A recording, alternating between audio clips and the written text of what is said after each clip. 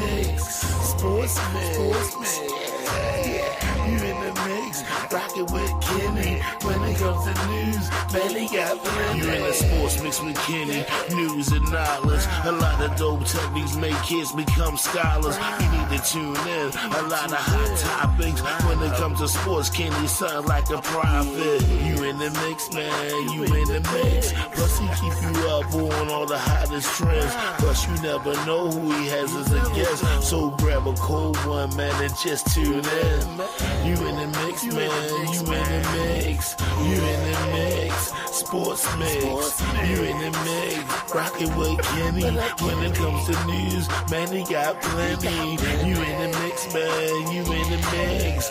You in the mix. Sports mix. You in the mix. You rockin' with Kenny. When it comes to news, man, he got plenty.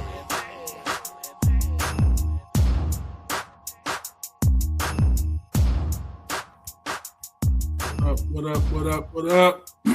Sports mix. Big Kenny in the building. Oh man, can you hear me? Yeah. You loud and clear.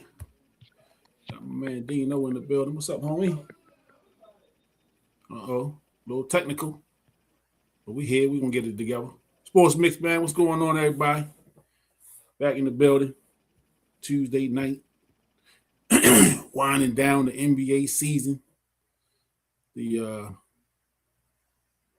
Lakers got eliminated. For y'all Lakers fans and LeBron fans, you know, it's over. Season's over for y'all. Maybe next year, I guess. Maybe next year for you fellas. Or you fans, excuse me. What's up, brother? Okay, I'm in the building. In the building. Yes, yeah, sir. I was just saying, you know, the season's over for the Lakers. Oh yeah. You know, LeBron is done. The king is done. King is done. The king is done. Swept. SDA had the broom out. Yeah, they took it to him, you know.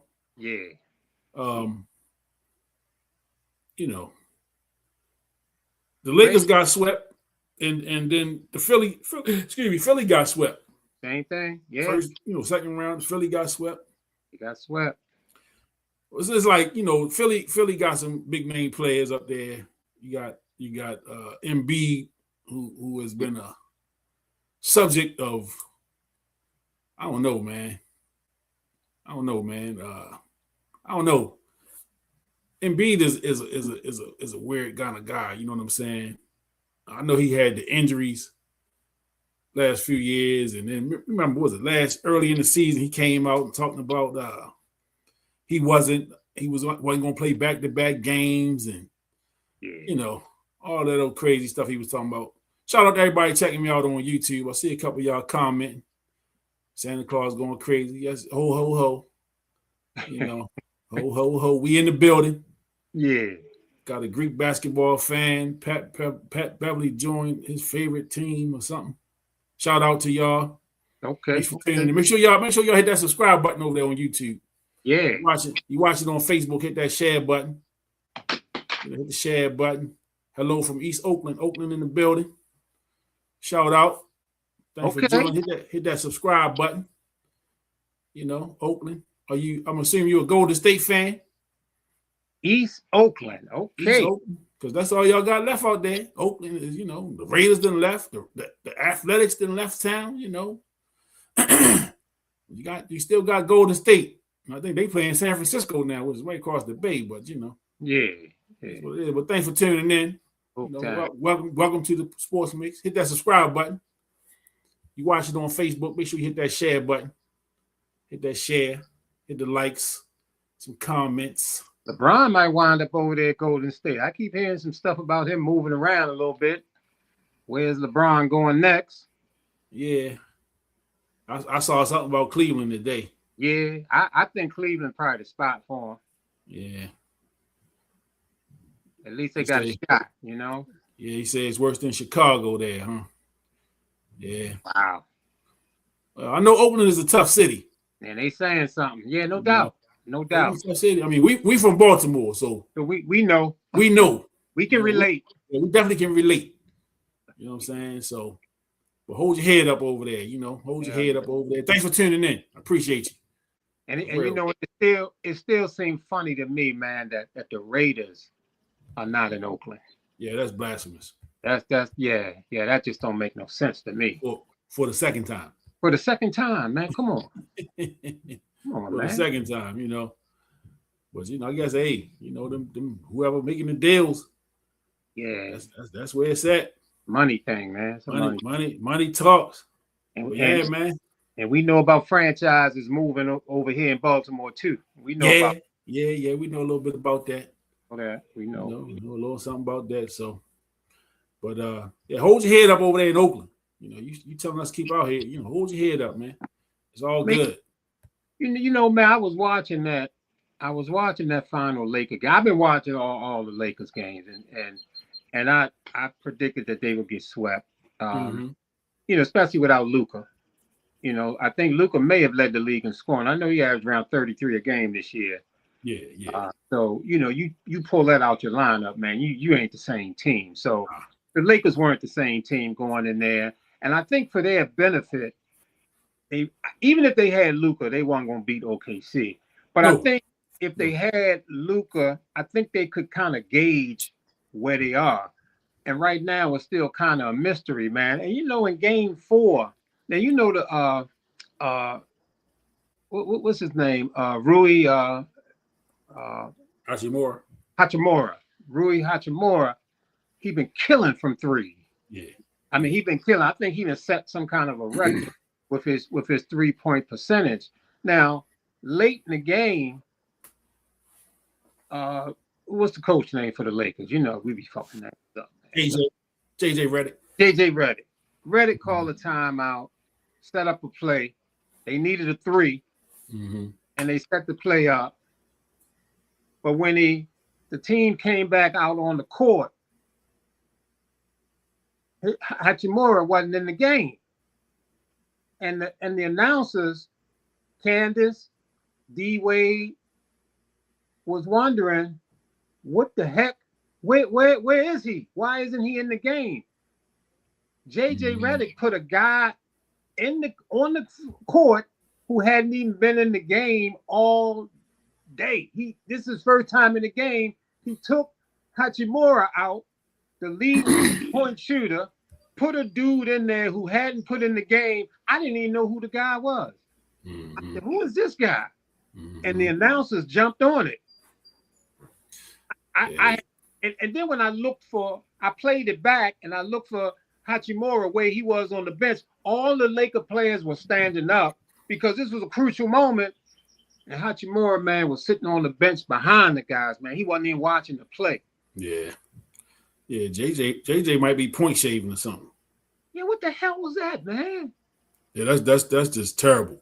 I don't understand that. And Candace and the head guy doing the play-by-play on the show, they went in on him, man. But it was interesting that when they went to the show afterwards, the studio show, man, they never mentioned it. They never said nothing about it. And to me, it made me think that they made an agreement. They talked about it and said, we're not going to mention this. Yeah. But the people on announcing the actual game, they definitely jumped on it. No, that should have been talked about. Yeah, big time. Because, shout out to Tasha. She said, you preaching. Yeah. She's the Lakers fan. She was watching. She was watching. Yeah, she's a Lakers fan. So, yeah, she said, you preaching. Up. You preaching, brother. Amen. Amen. Yeah, but that I don't know, man. And JJ not a rookie coach. Nah, man. I mean, this ain't his first year, he's second year, but still. I was shocked. You got a veteran team, you know what I'm saying, and you bring in somebody that haven't been in the game at all in that moment. And your best shooter is sitting on the bench. He had 25 points at that time in the game. So he was cooking. Hey, where did he come from? The Wizards. Yeah. Don't leave that out. I was upset when the Wizards let him go. Yeah, you. I said, man, don't let that boy go. Yeah, well, Uh-huh. well, again, consider the source. Yeah. Was Wes Unseld? He wasn't even alive then, right? It ain't Wes' fault. We're gonna blame him anyway. Wes over there calling shots from the grave. Calling shots, man. And who did they get in return for? I don't know, man. But did they get caught? Maybe they got Kuzma. I'm not sure, man. I don't know. You know what? That might have been who they got for him. Yeah, maybe Kuzma. Maybe they got Kuzma. I think it's like Kuzma. 3-team deal or something back when that went down. Wow. Yeah. Wow. Yeah, but you know, Lakers are done. Philly is out. So you got OKC. Well, you got Minnesota and San Antonio. They tied up 2-2. That's a pretty good series so far. Did you see Wemby got kicked out the game the other day? I did. I was watching. Yeah. I said, he got a little nasty to him. Yeah. He said, okay, you won't be on me? Foul. Take that. And the thing is, man, is that right before Wemby did that, he got elbowed in the chin. Yeah. They never called the foul. That happened maybe 45 seconds earlier. And, Wemby over there holding his chin. Yeah. And then on that actual play, the guy came over and clobbered him, and Wemby lost it, man. Yeah. It happens. It happens. It happens. It happens, man. When you are competing and the adrenaline take over. Especially if you done took a couple blows. Yeah. Because when we take it back, remember Shaq used to get to throwing them bowls, man. he in there getting abused and beat up. They used to beat the hell out of Shaq. And Shaq was like, okay. All right now. Yeah. Now let me throw one back. Right. Yeah. Yeah. I wasn't mad at Wemby, man. No, I wasn't mad at that at all. I like it. I was really proud of the way the Spurs played without him. Yeah. Absolutely. They played tough. They played tough. Absolutely. But Ant, boy. That boy tough, ain't he? That boy tough, man. Boy tough, man. Man, Ant was tough coming down the stretch. And Ivory Kisses is in the building. All right now. Hey, was it hey? With the hey. Happy belated Mother's Day to all the mothers. There you go. Good shout out. Mother's Day. Yeah, happy belated Mother's Day to all the moms watching. Appreciate y'all for tuning in. Happy Mother's Day to all the brothers that was doing some raising of the kids on their own. Because there's plenty of us that did that. So happy Mother's Day to the brothers. We get a bad rap. I love it. Yeah, we get a bad rap. Because you don't hear that one. No, you don't hear that one. And you know next month on Father's Day. Yeah. Happy Father's Day to my mother. Right. Or to the moms that's holding it down, doing both jobs. Yep. Deadbeat dads and all that crap. And I know it's a bunch of them. I ain't, can't front that. I know it's out there, but it is a lot that's holding it down. Absolutely. Yeah, it's a lot of brothers that's holding it down. Absolutely. And it's thankless. Yeah. Thankless job. Yeah. Thankless job. But I hope y'all moms had a great Mother's Day and your families treated you well and they loved on you. Yeah. I sent my mom a little something. She down in Atlanta. Down in the ATLs. I didn't get to see it, but I sent her a little something. Yeah, man, and for there's a lot of us whose mother is not around anymore. So yes, everybody got to be really thankful. Yep. For their mom still being on the planet, and because we all know that when the mom check out, that's one of the biggest L's you'll ever take in life. Yeah. And I know you lost your mom a couple years ago. Yeah. I know y'all had a real good bond. Yeah. You the baby boy, right? Yeah, the baby boy, man. Yeah, well, that comes with a little something special. Yeah, I think so. Yeah, we keep that title. Yeah, damn right. You know how sometimes you be there and you might be at a function or something, and you already grown. You might be 30 years old and still, Right. they say, yeah. He the baby boy. Yeah. Yeah. Yeah. You full grown with your own kids. Yeah, full grown, got kids standing beside me. Yeah. He the baby boy. And crazy man still feel good Yeah. when they say Yeah. Yeah. Feel good, don't it? feel good. Yeah, feel Yeah. good. Yeah. Yeah. So shout out to all the moms again. Happy Mother's Day. Yeah, I know man. y'all still celebrating. And the flowers haven't died yet. So put some Exactly. water in them roses and stuff. Enjoy that cake and candy, whatever you got. All you got, man, roses and all kinds of things, balloons, and went out for dinner and all kinds of things, man. It's a beautiful thing. And as human beings on the face of this earth, man, I know, we got all kind of titles, man, in our life, Mhm. all kind of things, job titles and uncle and aunt and all, we got all kind of titles, man. But that title of being a mother, Mm. bro, man, that is one of the most divine titles you can ever have as a mother. So the mother should always, you have to take that title seriously. As a mother, they talk about man and mankind, and there's a specific kind of man that they call womb man. Mm. And the woe part is for the womb. Mm.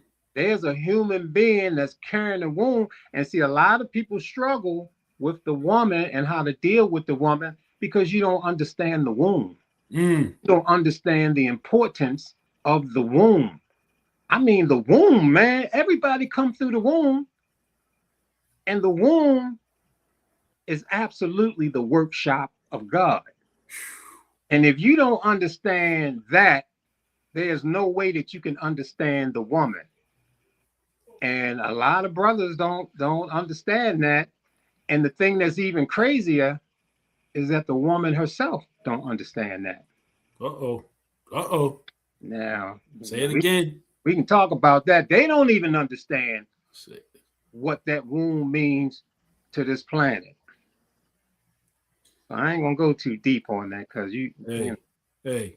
we might start getting some hate mail, man.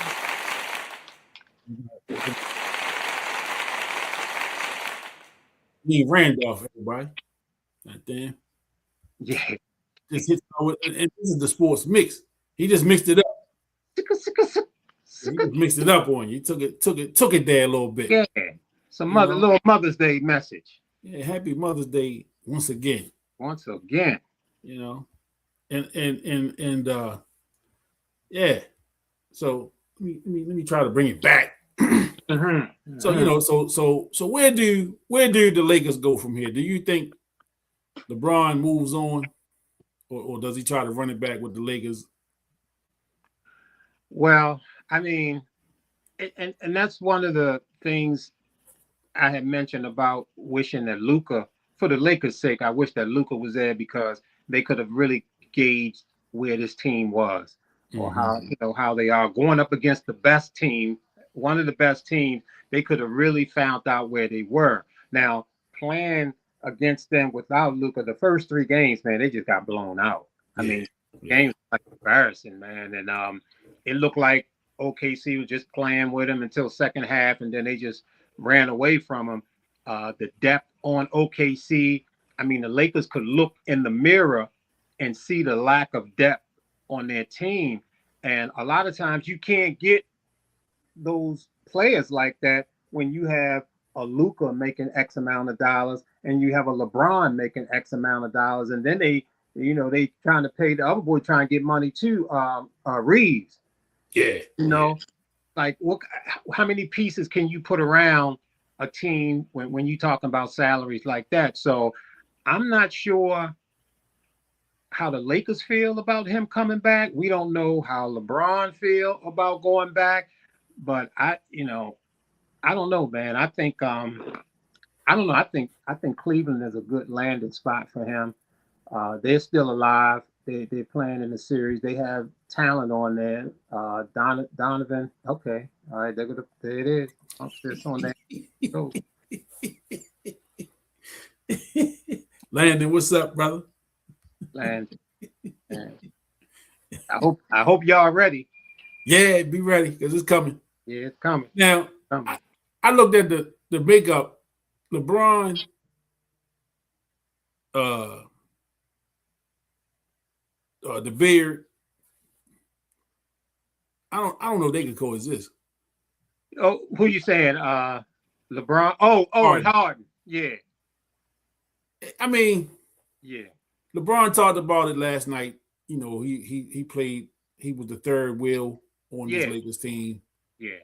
And he thrived in that role. And I get it. But for him to be successful, he have to have the ball in his hand some. You know what I'm saying? He have to have it, but Donovan Mitchell need the ball. James Harden need the ball. Like, you know what I'm saying? That's true. And then Donovan Mitchell's still a young guy, but Harden is getting up there. Yeah, he's up there. You know, LeBron is over 40. Right. So, you know what I'm saying? So I mean, again, I think they could make some moves to make it work. You know what I'm saying? They like Harden. They may be able to move hard. I don't know. Yeah. Because I don't see the three of them coexisting. I like the squad though. They got a good young squad, but they need that whatever that thing is to get them over the hump. And you know LeBron. I mean, this guy is playing for legacy now. Yeah, so yeah. Nothing. The team has to be competitive to be able for LeBron to even be on the team. He's not going to waste his time being on a team that can't compete. So, you know, from that vantage point, it has to be a team that's competitive. So already you reducing the places where he can go, and then he's got that heavy. What are you making, about $50 million? Yeah, he ain't cheap.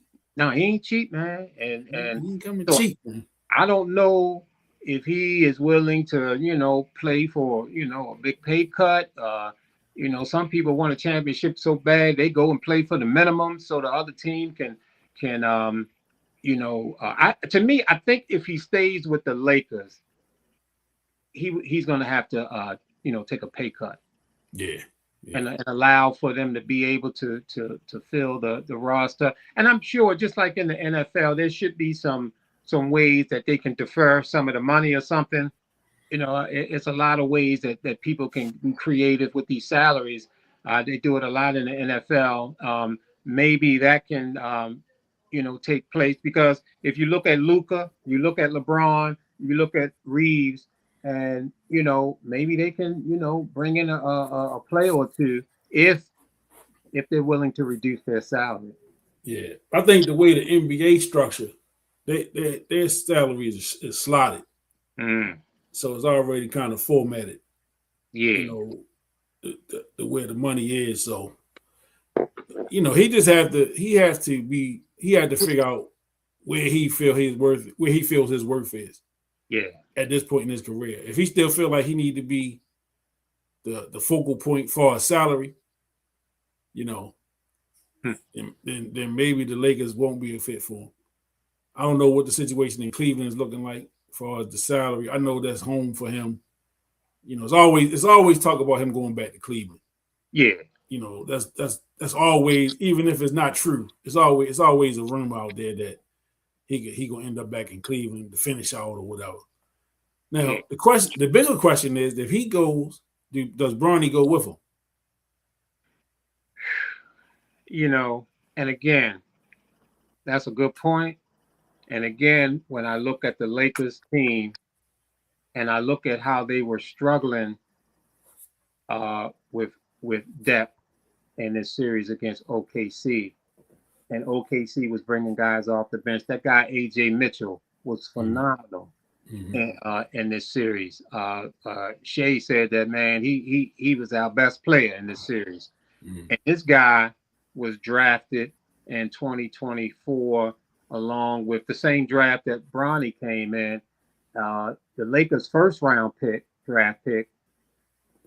AJ Mitchell was maybe 3 draft picks after the Lakers selected. And the guy that the Lakers selected, I ain't see him on the floor.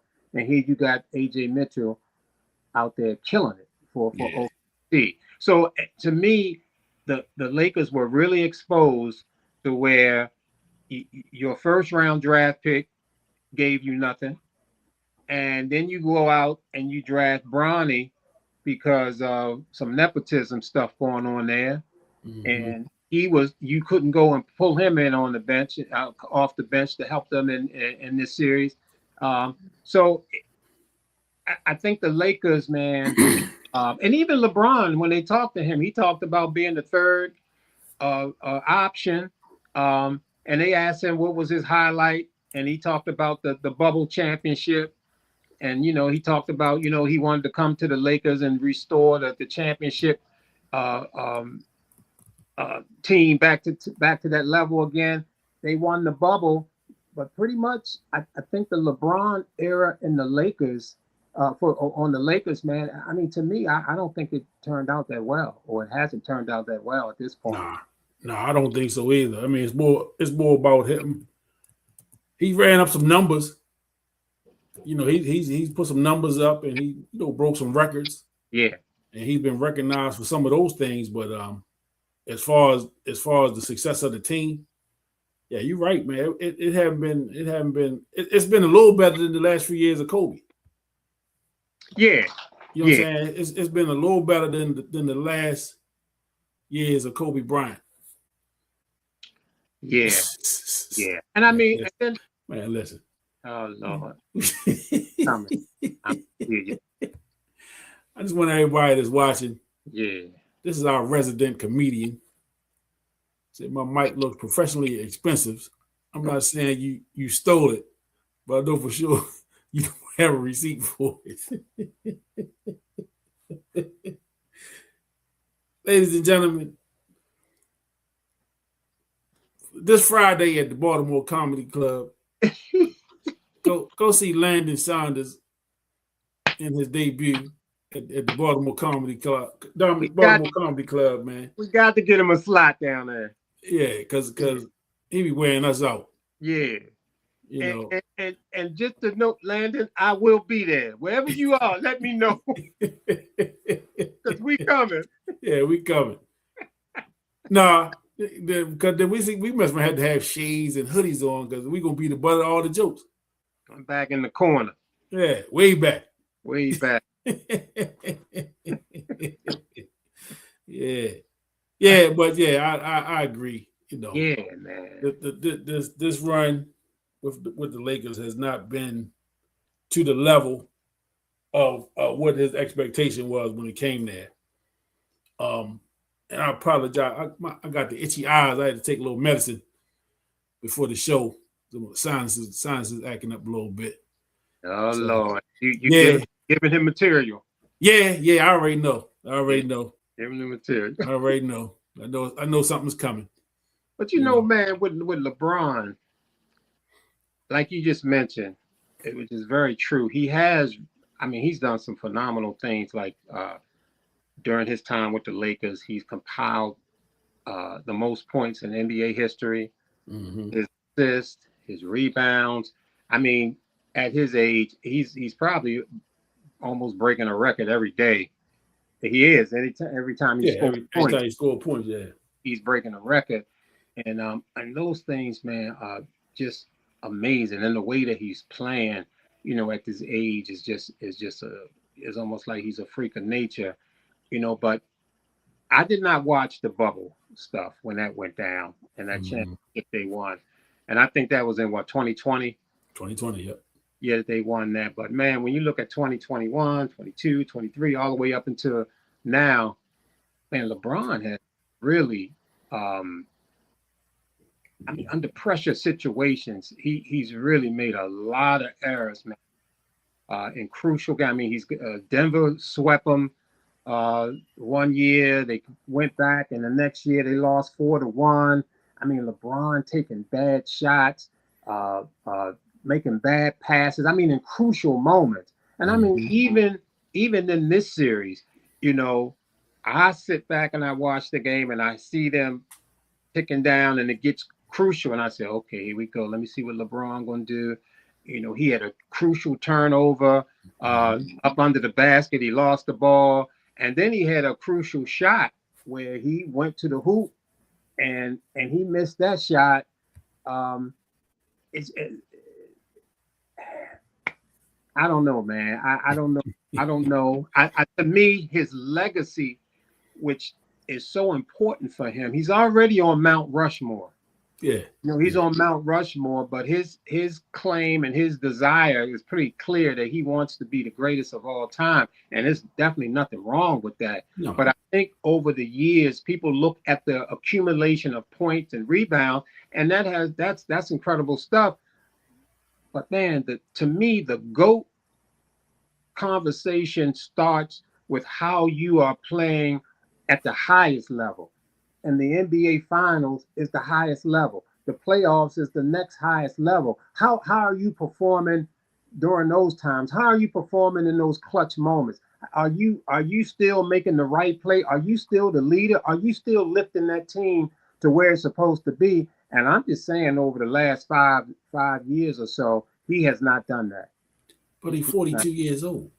Yeah, but he's 42 years old. But people raving about that, and they will put the 42 up there, and use that as a claim that he's the greatest. Yeah. Look at what he's doing at 41. Look at this. You know, he scored more points than anybody else. Yeah. And I mean, we know that LeBron is one bad ass mofo, man. We know that. There's no question about that. There's no question, man. And when it comes to playoffs and things like that, and at one point I had to be selective, and I still a little bit selective in who I watch because my time I couldn't get everybody in. One of them playoff series that I'm gonna watch is the Lakers because LeBron is there. Yeah. I want to watch LeBron. I want to watch this dude, man, who once he step away, you ain't gonna never see another dude like that again. No. It ain't no more LeBrons coming. Mm-mm. So I want to watch the Lakers because I want to watch this guy in action. So I've been watching him in those playoffs, and because there ain't gonna never be another LeBron. Mm-mm. No. Yeah, ain't gonna be another LeBron, and his son is not a chip off the old block. he is not a chip off the old block. Neither one of them. Huh? Neither one of them. And with the whole GOAT thing, I mean, it's almost exhausting now.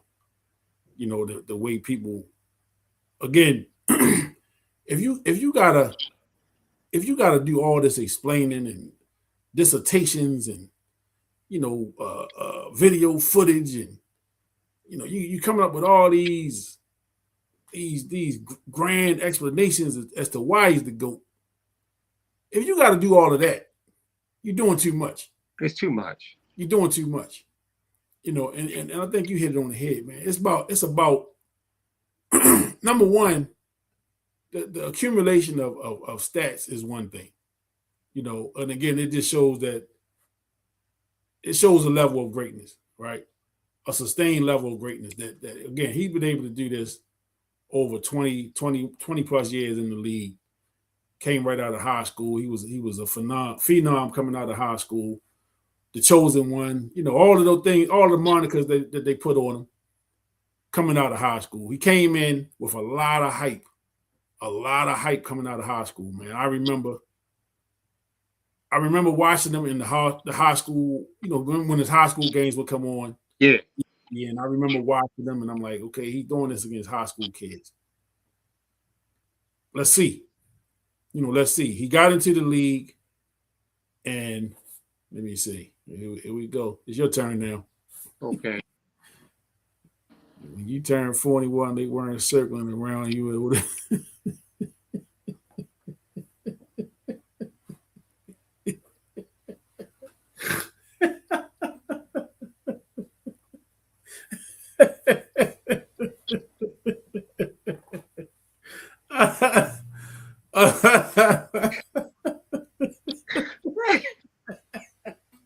Well, for those that's watching and don't know, Odell's was a popular dance club here in Baltimore City, back in the day.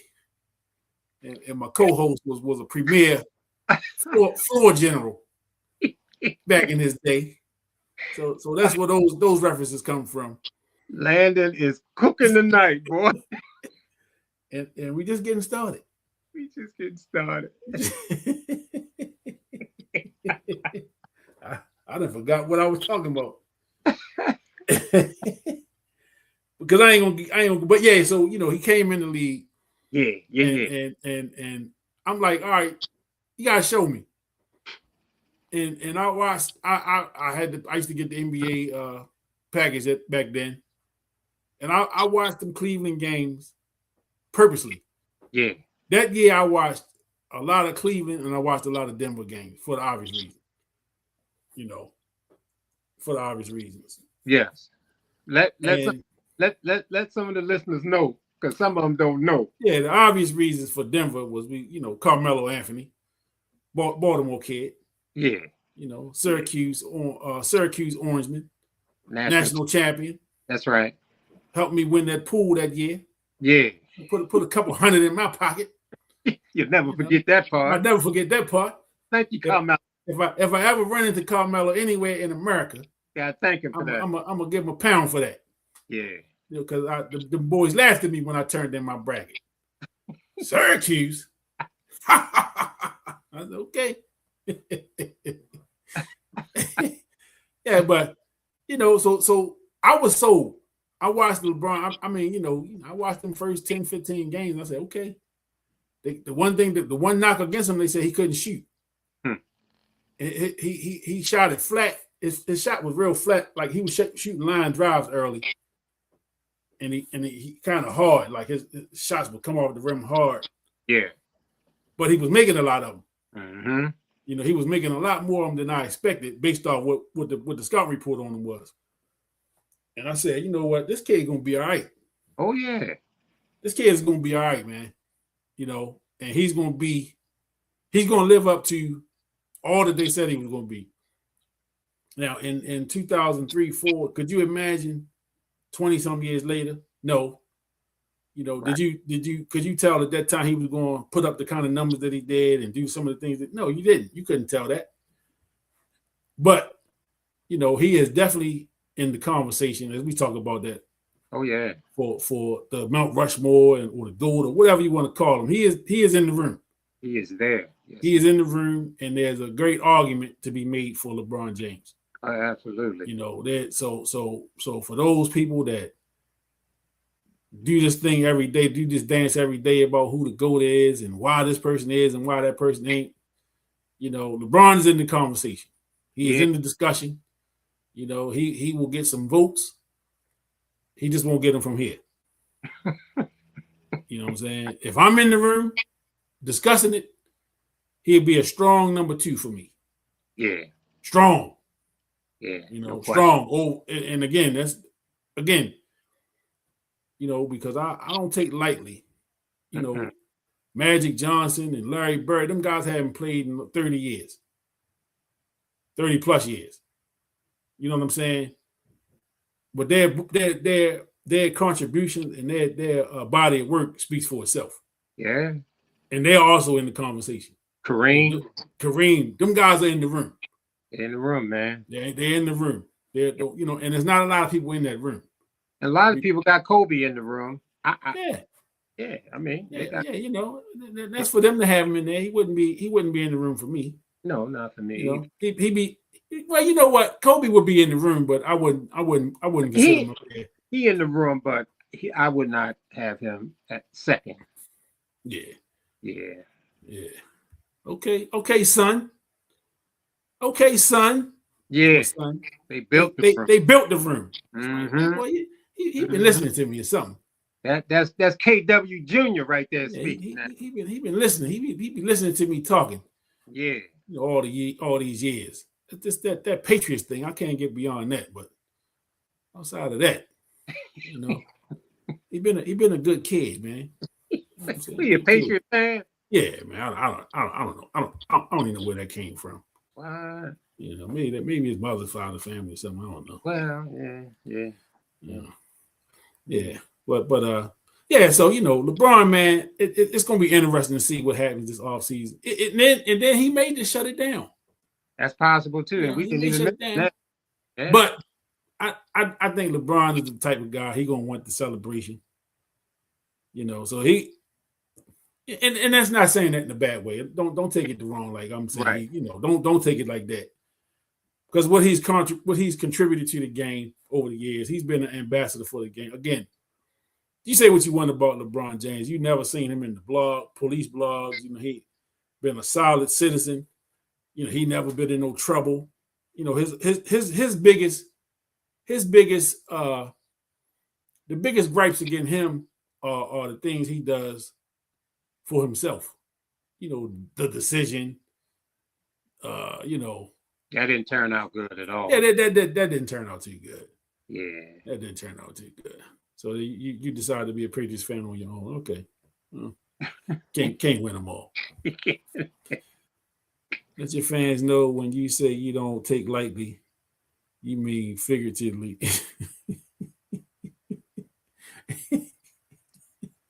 You know what, man? I'm gonna stop posting this dude comments, man. I'm gonna stop posting his comments. He cooking tonight, man. Yeah. He probably had a nap and everything. Something, man. Yeah. He fresh. Yeah. He look like he in the zone.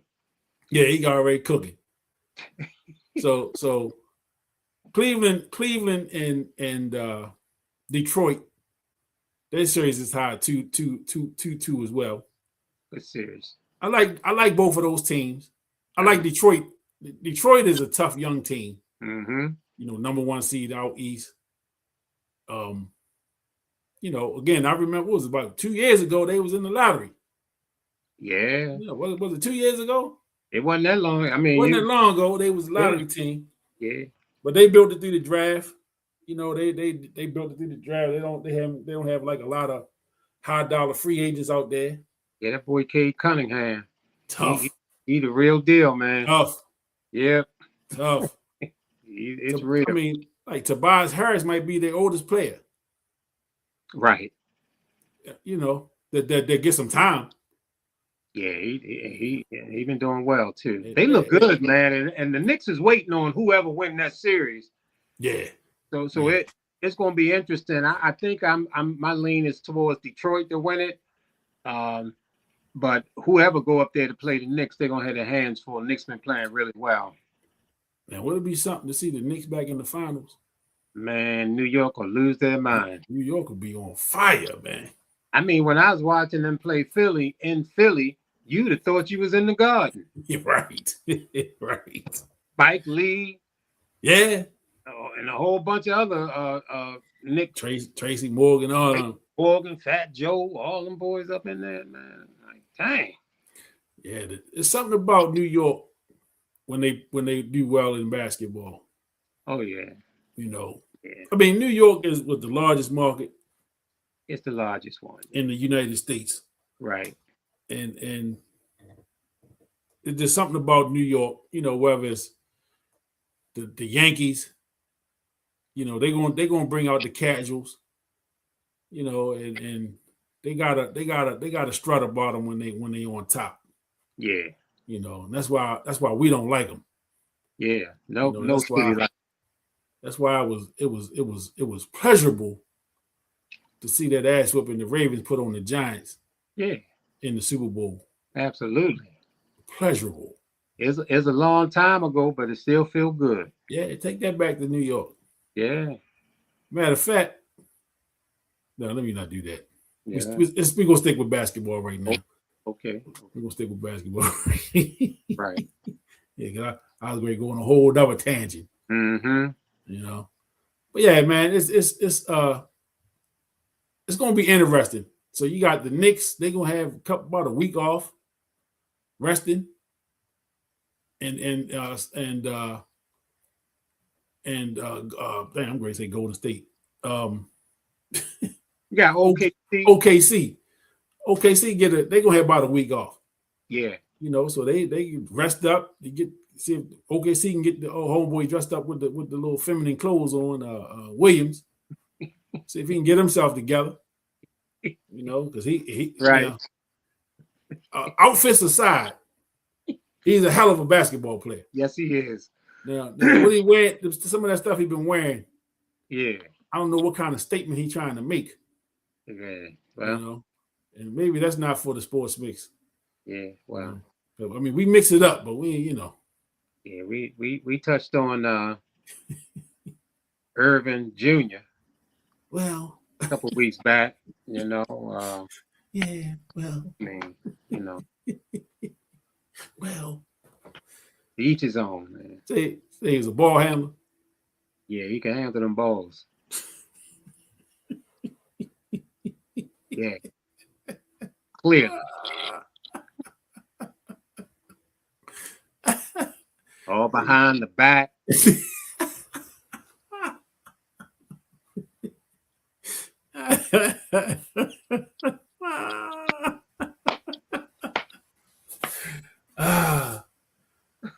Shout out to Magic Johnson. Say yo. Magic. Yeah. Yeah, shout out to Magic. But yeah, man, so playoffs is in full effect. So you got the Knicks are in waiting for in the Eastern Conference Finals. They waiting for their opponent. Yeah. And OKC is awaiting their opponent in the Western Conference Finals. And I'm assuming they'll start probably sometime next week. The finals, they'll because they pretty much playing every other night. So, you know, so both series are 2-2. So I'm assuming, man, they'll both be over by Sunday. And you know, that's always has been a question on, you know, when a team closes out so early, and you kind of alluded to it a few minutes ago about sitting and waiting. So OKC will be sitting waiting for San Antonio and the Timberwolves go back and forth, and they'll be going a long time without playing. How is this going to affect the team? Is OKC or the Knicks, are they going to lose an edge? Are they going to, you know, have a little bit of rust, man? Because again, man, we talking a game of inches. Yep. So I don't know how you feel about the team sitting out and then have to jump right back into a series. I think it depends on the makeup of the team. Number one. So if you're a more veteran team that understands how to stay ready, you know what I'm saying, and will take advantage of the rest, not out partying and you know what I'm saying, it's just doing the most. You know, I think a team like OKC that's won a championship. Exactly. They would benefit. The Knicks, who were in the playoffs last year, they didn't go all the way. We'll see how they fare. You know what I'm saying? But again, I think no matter who they play, I think the Knicks will be the better team in the East. Yes. Whether it's Detroit or Cleveland. I think the Knicks will be the better team in that series. So, yeah. I think OKC will benefit more with the rest than the Knicks will. But I think the Knicks are the better team. Of all the teams left in the East, I think the Knicks have the best team. Yeah, I agree. I would predict them coming out of the East. So you may be looking at a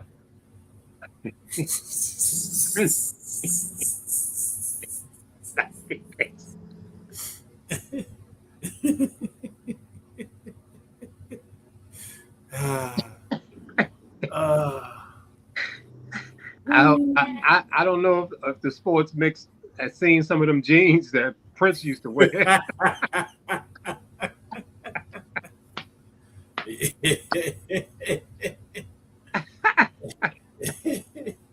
Yeah. Prince was a wild boy back in the day. Yes, he was. Yeah, Prince was something. Yeah, wild boy. Yeah. Yeah, I don't want to see you. I don't want to see you in none of that. Nah, man. No.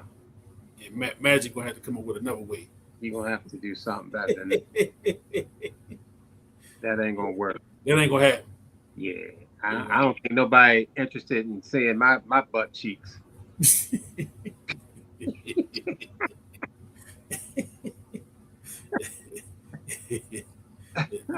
Nobody here anyway. Yeah, exactly.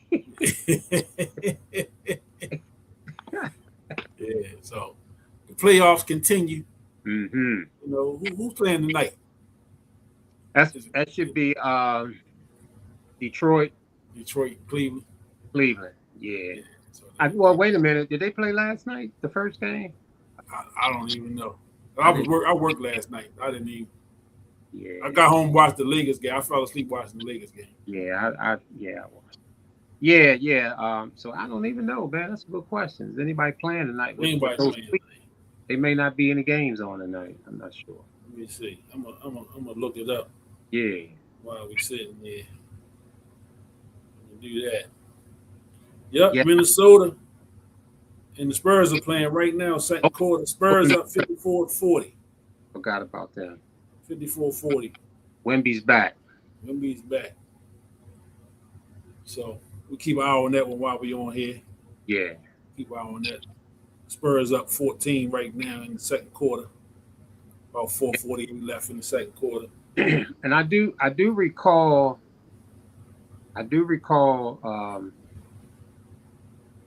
You know that the Spurs have played OKC well this year. So I think San Antonio is going to get past Minnesota. So we'll be looking at OKC and the Spurs going head to head. I think a lot of people are waiting to see that series, see how OKC can deal with Wemby. And Wemby has been phenomenal. Yeah. In the playoffs, he's the best rim protector. I think he won the Defensive Player of the Year this year. So that's going to be a big series right there. And again, I agree with you. I think the Knicks are playing really well. The big boy that they got from Minnesota is balling too. Cat. Yeah. So Cat doing his thing, man. You know, and obviously, man, Brunson is a phenomenal scorer. He seems to be unstoppable. So yeah. Then when you throw them other guys in there, man, that are shooters hard, some of them dudes, the Knicks are really, really looking good. Yeah. With the Spurs and OKC matchup, if that's the matchup, because we ain't gonna jump above. You know, the Spurs got to get past Minnesota first. And they tough. Minnesota's tough. They had played OKC tough during the season, but you know, in the series it's different. Yes. A 7-game series is different. It is different. And that's where I think your star players will come to. The star players are going to determine the outcome of that, and coaching. Yeah. You know, coaching is going to make a difference in a series because of the adjustments you make game to game, and then again, all your stars going to rise to the occasion. They're going to rise, man. You know, and again, not to keep throwing salt on LeBron, but like you said, in these playoffs, man, when there were times when he was making crucial mistakes. Oh yeah. In critical times of the games. Yes. You know, not to say that would have got them over the hump in that series, but this is where star players earn their money. Absolutely. You know, this is why, you know, we hold Michael Jordan to such a high standard. You know, and be real careful when you're trying to compare people to MJ and Magic and Bird. You know, those guys, man, because when the lights was brightest, them guys stepped up in it. They shine, man, and the lights didn't bother them. Not at all. You know, the lights did not bother them. So Landon said, Duncan and Robinson is at the game. Yeah. Sure, they front and center. Yeah. Some Spurs legends right there. Mm-hmm. Yeah. So some sad news from the NBA today. Saw that young fella from Memphis Grizzlies, Brandon Clark, passed away. I think they said Brandon was 29 years old. They didn't have a cause of death when I was reading about it earlier. Yeah. But he was drafted 21st pick overall in 2019 out of Gonzaga. And he's one of them guys come out of Canada. You know, that like SGA and a couple of them guys, man, they probably all come up together Yeah. It was a wave of them guys that kind of can't hit the league all at once. And yeah, man, I know he got into a little situation a couple months ago, speeding and got pulled over, and so I don't know. I just hope and pray, that it wasn't nothing Yeah. catastrophic. I mean, just a young guy like that to die of natural causes is not a good thing either. But Yeah. yeah, send condolences out to his family and to the Memphis Grizzlies organization. 29 is definitely way, way, way too young. Yeah.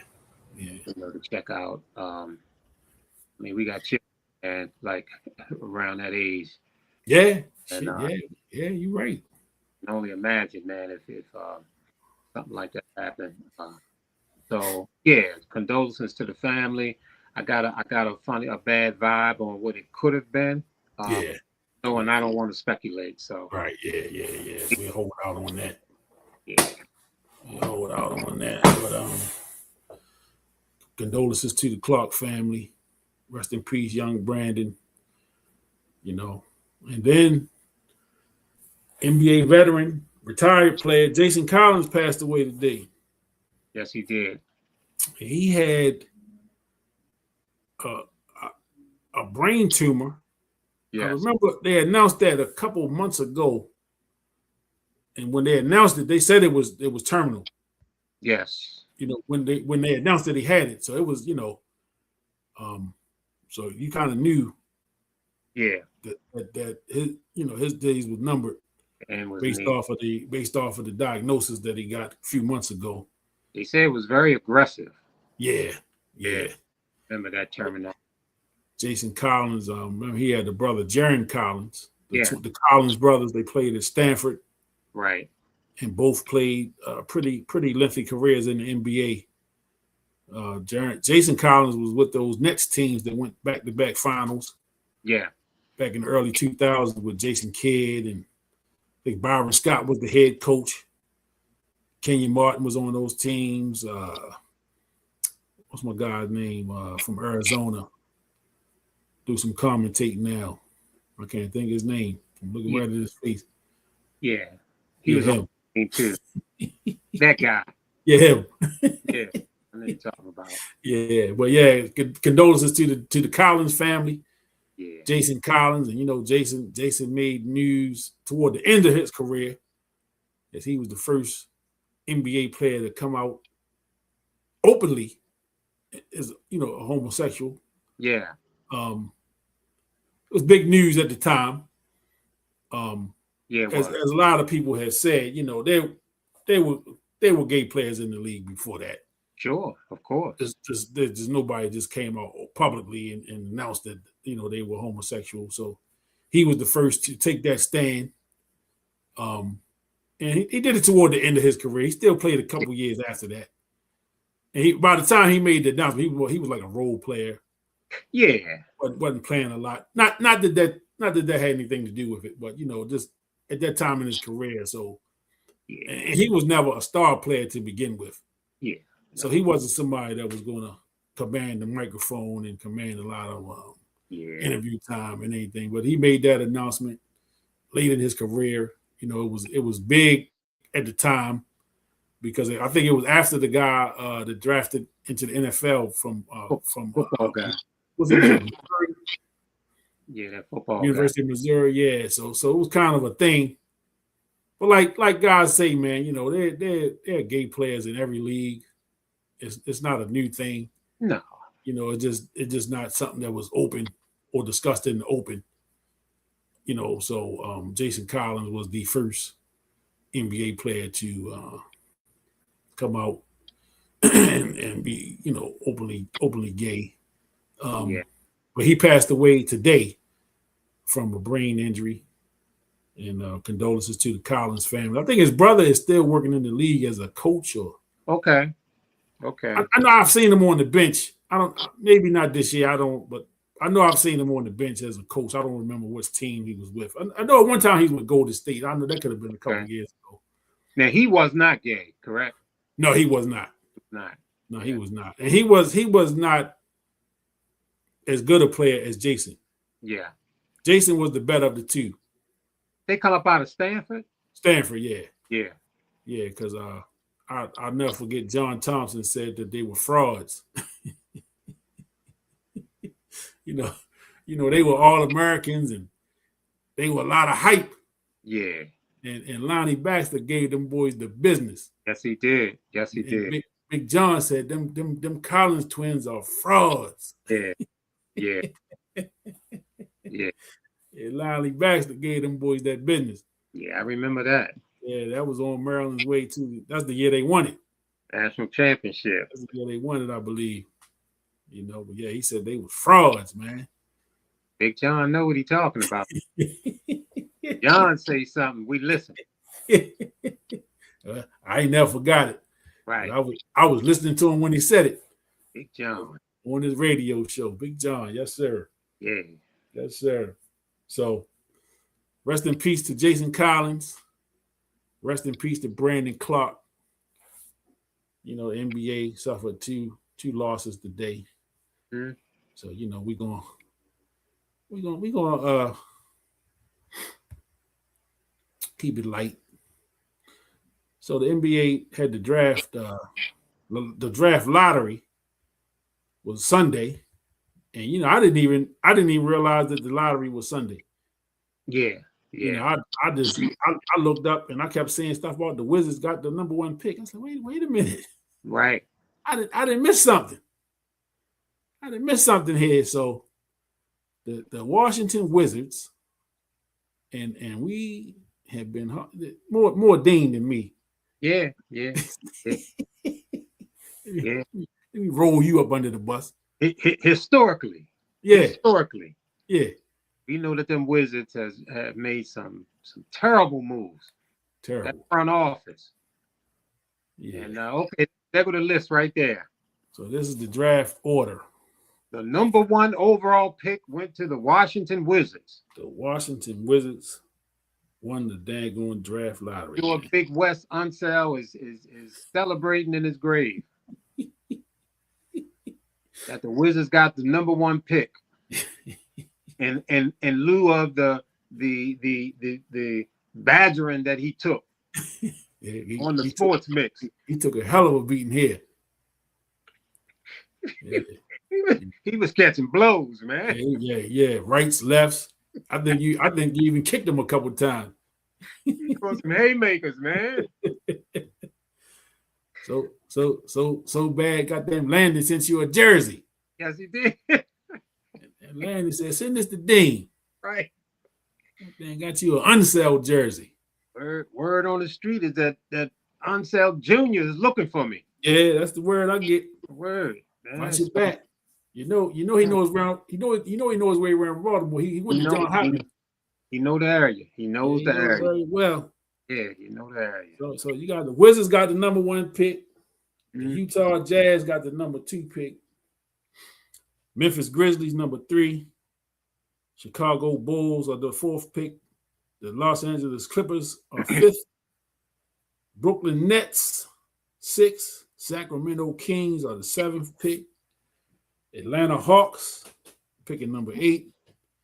The Dallas Mavericks have the 9th pick. Milwaukee Bucks have the 10th pick. Golden State Warriors got the 11th. OKC has the 12th pick. Ain't that something?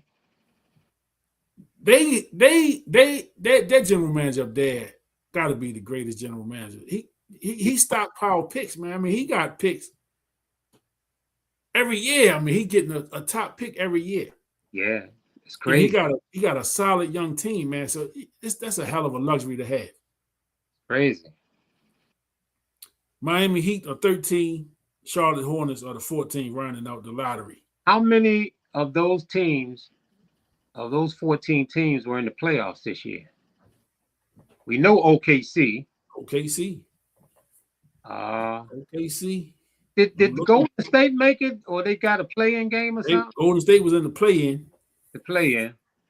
Yeah, they was in the play-in game. Atlanta was in. Atlanta made the playoffs. Atlanta was the first round. They got bumped in the first round. In the first round. But yeah, I don't think the rest of them. I don't think the rest of them made it. Yeah. Wow.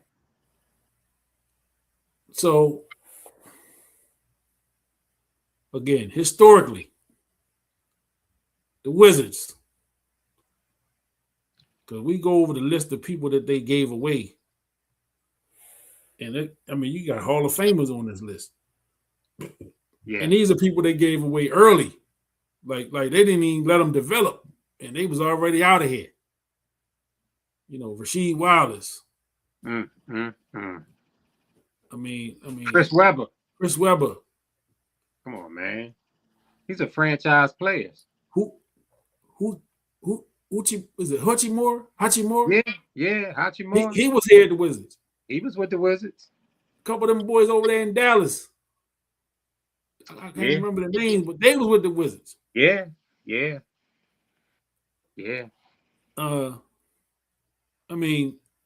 Rip Hamilton. Rip. Yeah.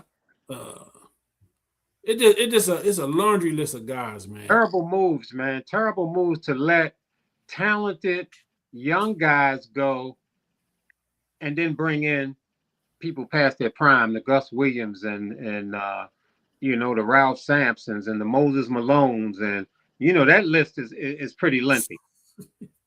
Yeah, it's pretty sad too. Yeah, pretty lengthy, man. Mitch Richmond. Yeah, these guys were way past their prime, and they Dan Roundfield, man. They brought these guys in. Man, Dan Roundfield. Man, Darryl Walker. Darryl Walker. Man, I don't even want to talk about it. God damn. Now you know why I railed on Big Wes Unseld. Well, he had it coming. He had it coming, man, because he was involved. He was involved. Had both hands in it. Yes, he did. From the coach's perspective to the front office. Yes. Yeah. So here's a list of the potential lottery picks. And the kid AJ, I don't want to jack his name up. Yeah. Kid from BYU. Yeah. Now the rumors were he was hoping the Utah would have got the number 1 pick. Because he went to BYU, which is in Utah. I don't know if he's from Utah. I don't know too much about the kid. Yeah. But the rumor is that he wants to stay out that way. Now Utah has the number 2 pick. So that's not something tough to do if that's where he wants to go. Yeah. And he gonna make a big deal about not coming to the Wizards. If he gonna do a John Elway, right? You know what I'm saying? But he don't have a baseball as an option, or Bo Jackson. Bo Jackson say, "Hey, if you take me, I'm going to play baseball." He had options. He had options. So I don't know if this kid wants to come to Washington or not. But I like what I saw of him when I watched him play this season at BYU. Clearly one of the better players, freshman as well. The kid Darren Peterson, Cameron Boozer. Yeah, Cameron Boozer was tough. Son of what's his daddy name? Carlos Boozer. Yes. Oh, Dookie. Yeah. Khalid Wilson from North Carolina, tough. Mm-hmm. Keaton Wagler. Nickel Brown. Darius Akuf. Is it Akuf? Akuf. Yeah, he tough too. He tough. He just small. Yeah, he's small. He's a bucket though, boy. He a bucket. Yeah, he can go get it. Yeah. He can go get it. So Ade Mara. Yeah. Kingston Flemings. LeBaron. Is it LeBaron? Filling? Filling. Yeah. Yeah. So it's some time. Yeah, these guys can play. Yeah, I don't want to jack these boys' names up, but there's the list. You know what I'm saying? Y'all see them. but it's all about, the Wizards. Yeah. They got the number 1 pick. For 1 pick. They got some good young talent down there. They got Trae Young. Yeah. Nobody knows what's going to happen with AD. Is he going to come back? Is he going to opt to want to be traded out of there. Yeah. I don't even know what AD's contract status is, but I know it's a lot of talk about is he going to stay in Washington or does he want to get out of there? I've heard the talk. Yeah. So that's kind of the talk right now. But they got some good young players. The Frenchman is a pretty good ball player. Mm-hmm. He's starting to come into his own down there. You got a couple kids from Baltimore down there on the team. Little Bub. Yeah. And the kid from Spalding. So they got some ball players out there. Oh yeah, good young nucleus, man, and look like they got a decent future, you know. And there's some excitement in DC.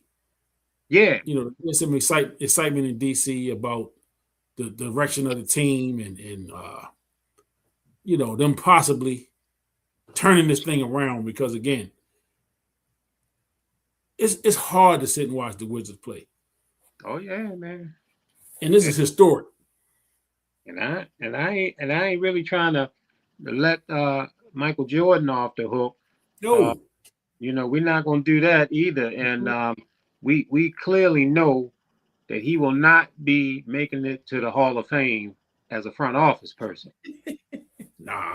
That's not happening. No, you can forget that. Happening. MJ, MJ was not a good executive. Nah, he struggled. He just didn't make the right moves, man. And to me, man, a lot of times when you do have a player that plays at such a high level, certain things just don't come natural to them. Yeah. Even as coaches and things like that, a lot of those high level players fail and don't have the patience to be able to develop young players and all of that. They don't have the patience, and they play at such a high level. It's tough for them to think about some of those little nuances that somebody else may need to have or need to know. Magic had a tough time trying to be a coach. It didn't work out for him, So, but yeah, one thing with the Wizards is that I don't think that the Unseld Jr. is anywhere near the Wizards team. He's somewhere out in the Midwest, right? Is he with Chicago or something? Yeah.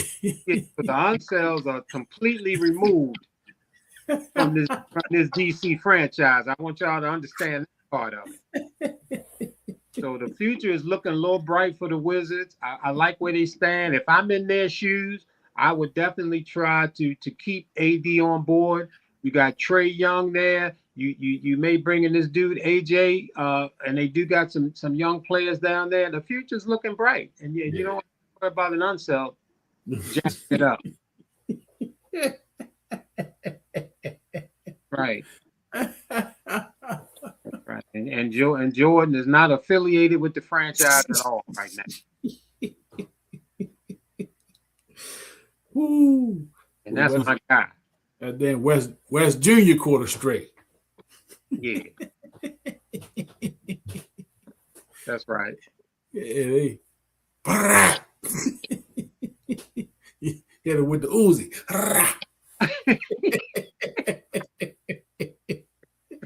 Everybody catch it. He is not affiliated at all. At all. So yeah, man, it's on that team now. Anyway, Ted Leonsis, I believe. Okay. He owned the Capitals. He owns the Capitals, and I forget the name of his organization. Okay. They ended up buying. He was a minority owner when Abe Pollin was still living. Abe Pollin, yeah. So now and Abe is gone too. So that was the name that I was looking for. Abe Pollin is gone. Rest in peace. But this connection between Abe Pollin and Wes Unseld, I don't know, man. I need to look into that a little further. I need to look into that connection a little further. I never understood how Wes Unseld won the MVP when they beat the Seattle Supersonics back there in 1978. I don't know how he won the Finals MVP. When Alvin Hayes had a better series, Bobby Dandridge had a better series, I need to look into this, man, because there's something going on there. If I dive deep enough into it, I think I'll be able to find out what's going on. Wes Unseld was the coach.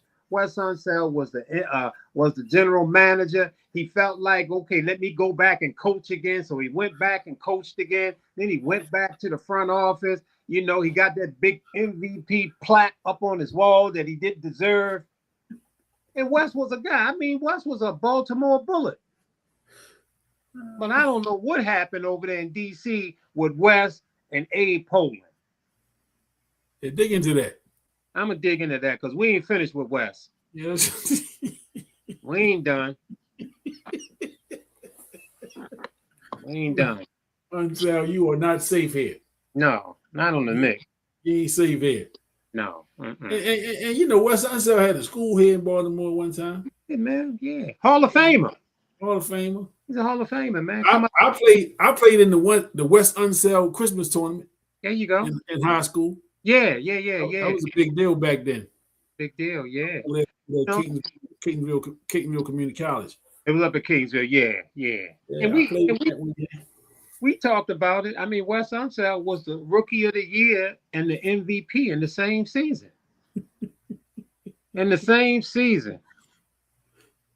He said, "You going to Earl Monroe hell dissing West."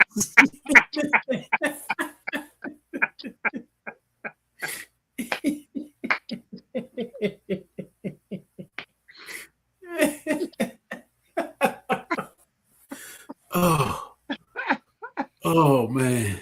Earl. Yeah, Wes Unseld, boy. He be catching it here. Yeah. Wes, Magic. Yeah, man. There's a few of them that they got APBs out on our ass. Isaiah. Oh man, god damn. And Zeke.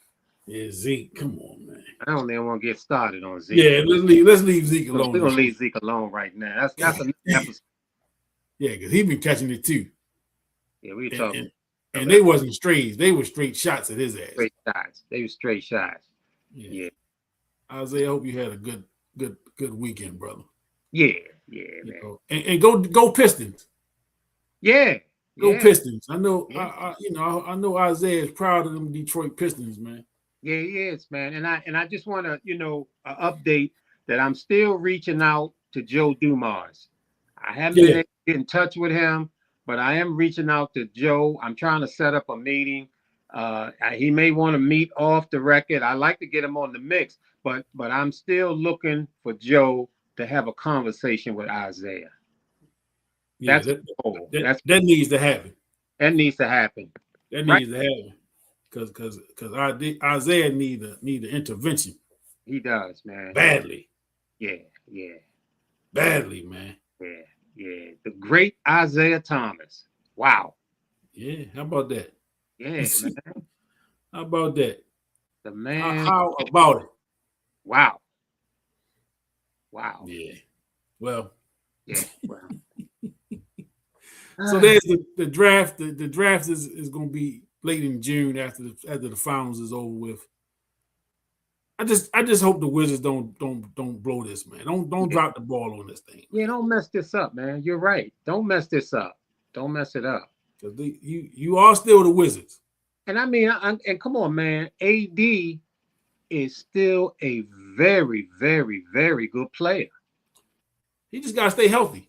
He got to stay healthy. That's all. If he can stay healthy, he's a very, very good player. So with this number one pick, with AD, with Trey, with that young nucleus that they got over there, I mean, this is the opportunity for them to get it right. Get it right. This is the time. They got to get this right. Don't F this up, man. Don't mess it up, man. We can't blame it on Wes. Well. I mean, all right. Stranger things happen. We're going to find a way. Yeah. We're going to find a way. Yeah. Don't mess this up. That's all I got to say. Don't mess this up, Wizards. Don't mess it up. They sent John Wall as the good luck charm. And he brought home the number one pick. Yeah. You know. Oh, he was the guy that made the selection? He was the guy sitting. You know, how they had somebody sitting in the chair. But they had John Wall. Okay. Yeah, okay. John Wall represented the Wizards this year. Okay, that's what's up. He was the good luck charm. Yeah. So I guess he went and did the Dougie. You know, that was his little move. When he used to hit the Dougie on the introduction and shit. You know. Yeah, he was good at that. Yeah. He's good at that. You know. All right, let me stop. Okay. Let me stop. Congrats to the Wizards, man. Yeah, man, definitely. Yeah, it's excitement in DC. Need some good news in DC, especially with all that other stuff going on down there. Yeah. You know, stay off Pennsylvania Avenue. Yeah, you know, don't go there. Bullets flying, man. It's a lot of nonsense going on Pennsylvania Avenue. Be careful. Northwest. You know. Hey, did you get one of them Trump phones? Did you pre-order one of them phones? Man, I don't even know about the phone. You have to fight me on it. What do you got? About a year or so ago, he announced he was coming out with a Trump phone that was going to rival the iPhone. Oh. And you had to put up like a deposit of $100 on the deposit. Oh. I think like 500,000 people put down $100. How much is that? Did they get a phone? No, the phones haven't come yet. And they went there and changed the language, you know, in the fine print, saying that them $100 is non-refundable. Oh man! So they say he took in over $500 million. He took in some scratch, you know, but they didn't get the Trump phone, man. You know, he was going to rival the iPhone, is what he told him.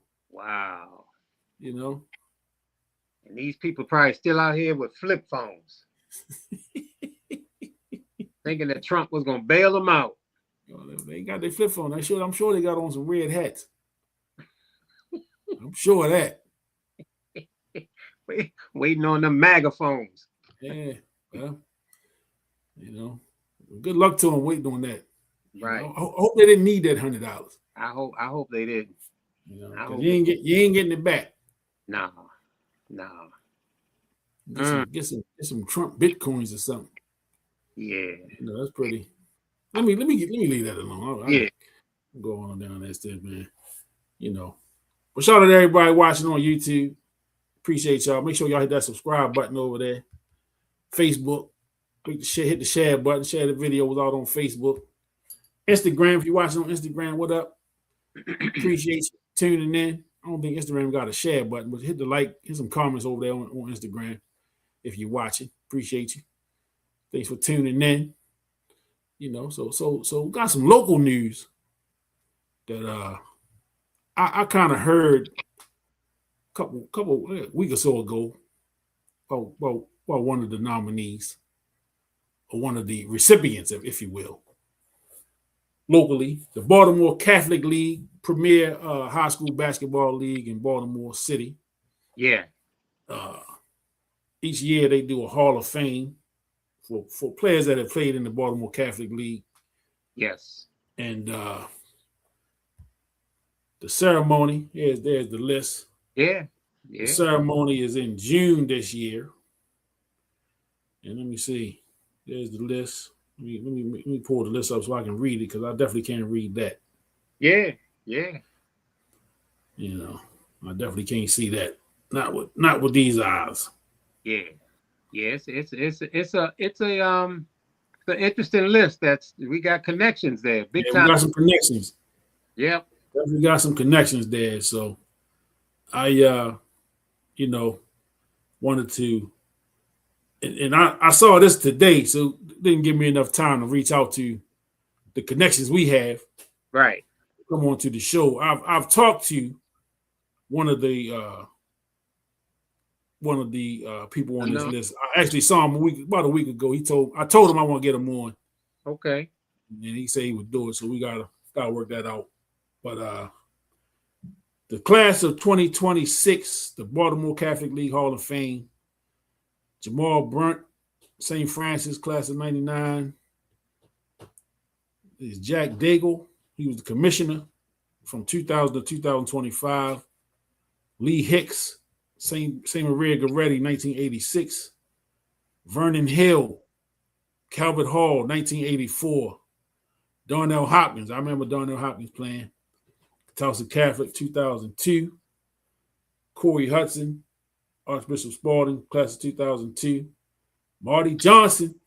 Yes. Marty J, what's up, homie? Class of 83, Cardinal Gibbons. Malcolm McMillan Jr., John Carroll, 2011. Brian Morehouse, Cardinal Gibbons, 1970. Yeah. Jalen Smith, Mount St. Joe, 2018. Jalen Smith was a cheat code in high school. Yeah. Oh, yeah. I saw him play a couple of times. It was unfair. I caught him. I saw him. From 18 feet in, he did not miss. Yeah, I saw him. He did not miss, man. He was a cheat code in high school, man. He was tough. And he was rare and paper thin. Paper thin. Paper thin, man. Paper thin, man. Jalen went to Maryland. And what was his nickname? What did they used to call him? I forgot. Sticks. That's right. Yeah. Sticks. And Sticks is with the Chicago Bulls now. He in the league. In the league. Bulls, yeah. They're in the league now. In the league. And then the two names that are very familiar to us. Absolutely. My guy, you know, played, got an opportunity to play against. Yeah. Play with. Yeah. You know, he's a little older than me from the neighborhood, from Turner Station. Yeah, absolutely. The present fire chief in Howard County. That's right. Chief. Is it do they call him the fire chief? Yeah. No, he's like he's the head honcho. He the director. He's head of all the fire departments in Howard County. That whole program, yes. Lou Winston. Yep. Coach Peg. Coach Peg, Lou Winston. Coach Winston, man, a bucket. Yeah. A bucket. Handle that ball. Yes, sir. Went up there, play, come up out of Loyola. Went and played on the college level. Played in college, yeah. He's one of the Turner Station young boys that, you know, he had to stamp on him early. Yeah. Yeah, we everybody knew he had it. And shout out to his brothers, man, because they played a huge role in uplifting his game. Michael Winston, Cut. I mean, them guys, man, they love the ground. They praise the ground that he walked on. Yeah. I found a picture of him from high school. Yeah. Shooting the ball. Yeah, of course. Well, shout out to Lou. Yeah, you know, congratulations. And I saw Lou at the parade last week. He told me then that he was going in. Okay. In the hall, so I, congratulated him and told him, yeah, we gotta get you on the sports mix, man. Yeah, talk some. And he's a wealth of knowledge too. Oh, no doubt. You know what I'm saying? Definitely very knowledgeable about a lot of things basketball. You know what I'm saying? Just I mean, all around athlete. Volunteer, man, coach. Yeah, man. Participate. Baseball, football, man. Basketball, working out with the kids, man. Very much involved, man. Very much involved. And, he's involved with a schedule that he had. Yeah, exactly. Finding time to connect with them kids and participate in the basketball and all that kind of stuff, man. Yeah, man. So a huge participant in the community, with Turner Station, come from the Winstons, man, connected, with the community. So yeah, man, he's a Turner Station legend. Yes, sir. And his son his son coach together now, Malik. Mm-hmm. We both on the coaching staff up Dundalk, man. So Malik was a hell of a ball player. Yeah. He was a hell of a ball player at Dundalk, man. Shout out to Lou. Congratulations on your election to the Baltimore Catholic League Hall of Fame. Yeah, absolutely. If things go well for me, and I'll leave it at that, I'm gonna try to make it to the ceremony. Yeah. To see not only Marty. Let me put Marty up there. I got a picture of Marty too. Marty was flushing it. You know what I'm saying? Up in Towson State. That's Marty Johnson. Marty's son is Turner Station. Turner Station. Munch. Christian Johnson. So yeah, he got a Turner Station connection. Yeah, nice. Yeah, Marty was tough. Marty still play. He still playing? He still be playing, yeah. Yeah, he still be playing. Okay. Yeah. Shout out to Marty. Congratulations, Marty. Congrats on your election to the Baltimore Catholic League Hall of Fame. Played up there at Cardinal Gibbons. Cardinal Gibbons is no longer open. No. But Marty was one of the legends down there at Cardinal Gibbons. Oh yeah. Down there in the early '80s, and him and Coach Pig played against each other. Oh yeah. Oh yeah. They was in the Catholic League at the same time. Mm-hmm. So, they got to bump with each other. But the last name on that list. Okay now. That last name on that list. All right now. He been a guest here on the Sports Mix twice, a couple times. Come on now. Go ahead. Very, very near and dear to Coach Dean and myself. Talk about it. Coach Dean nicknamed this young fella. Called him Superman. I put an S on his chest. Put the S on, and Coach Dean used to draw the S on his chest. I drew it right on his chest. Time to put your cape on, son. This was it wasn't a matter of if, it was just a matter of when. It was when, yeah.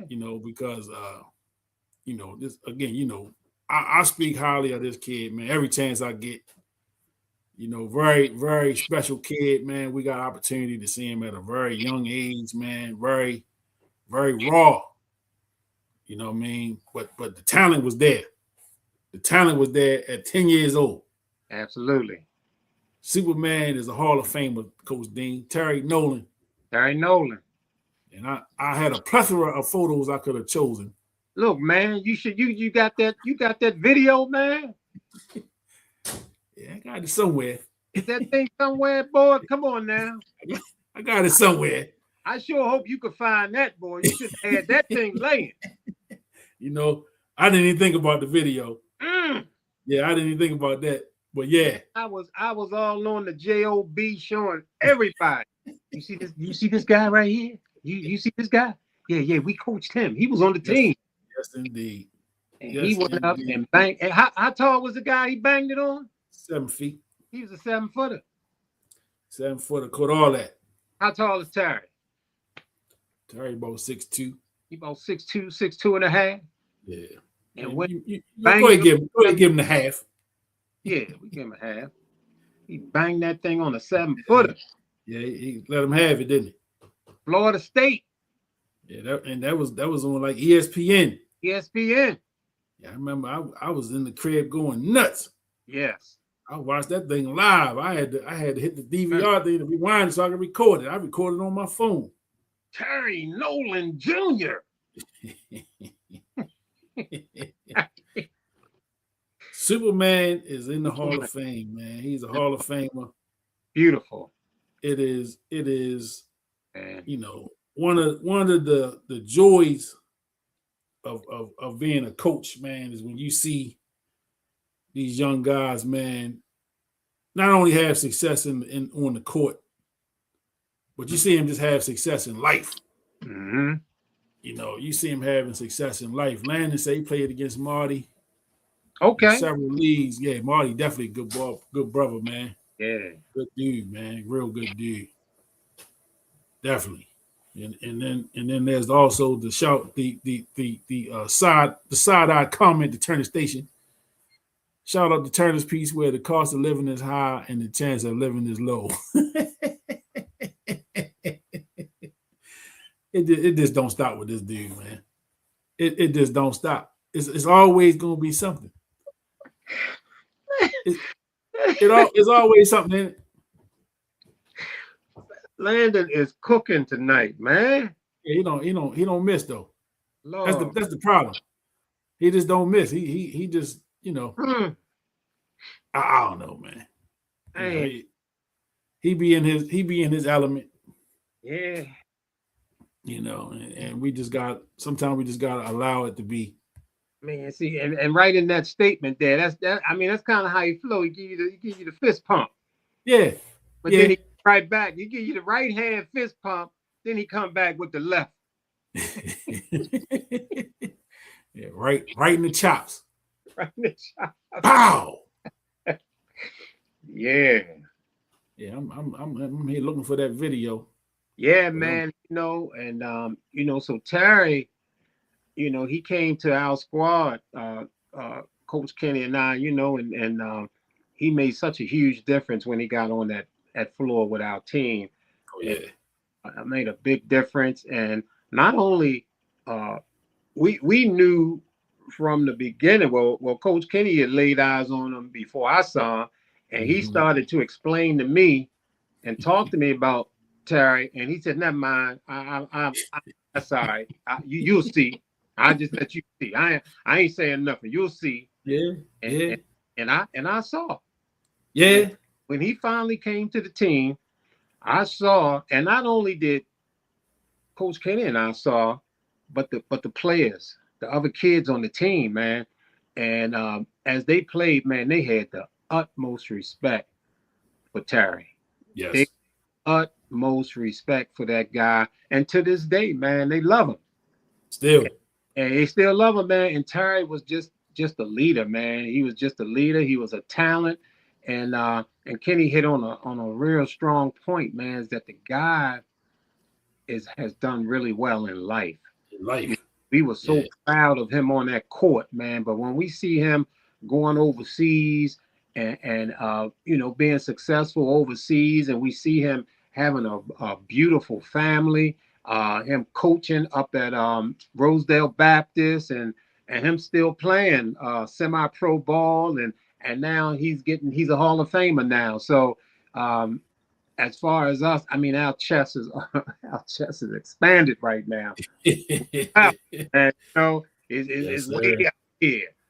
You know, he is definitely somebody that we talk about frequently as we relive those moments, and the impact. We hope we had an impact on him. We know that he had an impact on us, and we know that he had an impact on the other kids on the team. So Yeah. Yeah. hopefully somewhere along his journey, we've had an impact on him. And I know Coach Kenny was very, very close to Terry as Terry continued his journey in basketball, quite often calling Coach Kenny up, asking for advice. His dad calling Coach Kenny up, asking for advice. Well, what should I do? I got this opportunity. What do you think?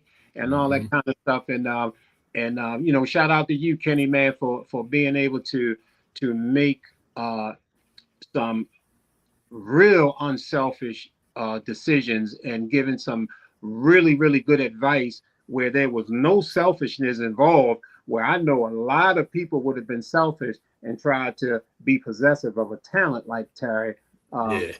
Gave him the best advice you possibly could give him. And, shout out to you on that because, again, a lot of people wouldn't have flowed the way you flowed in that situation. Yeah. Absolutely. Yeah. Absolutely. And I just it was an easy decision for me. And make no mistake, I wasn't surprised about the decision you made because I was rubbing shoulders with you, man, for year after year playing ball. So I already knew. But Yeah. I just want to Yeah. point out that a lot of other people could have went a different way with this, but I always know that Kenny was gonna make the right decision, and absolutely he did. Hmm. So Uh-oh. 1, 2, 3 into the 4. Snoop Dogg, kind of Dogg, and small Dr. Dre. there. I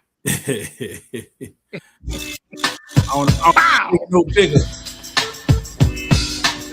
man. 1, 2, 3 into the 4. Snoop Doggy Dogg and Dr. Dre. Run it one more time. 6'2", y'all. That's a 7-footer.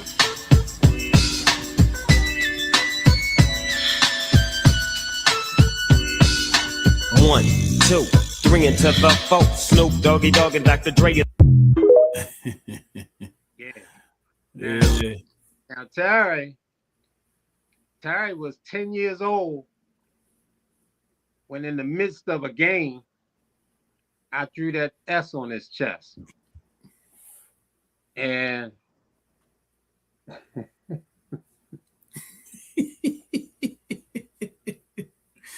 Yeah, boy.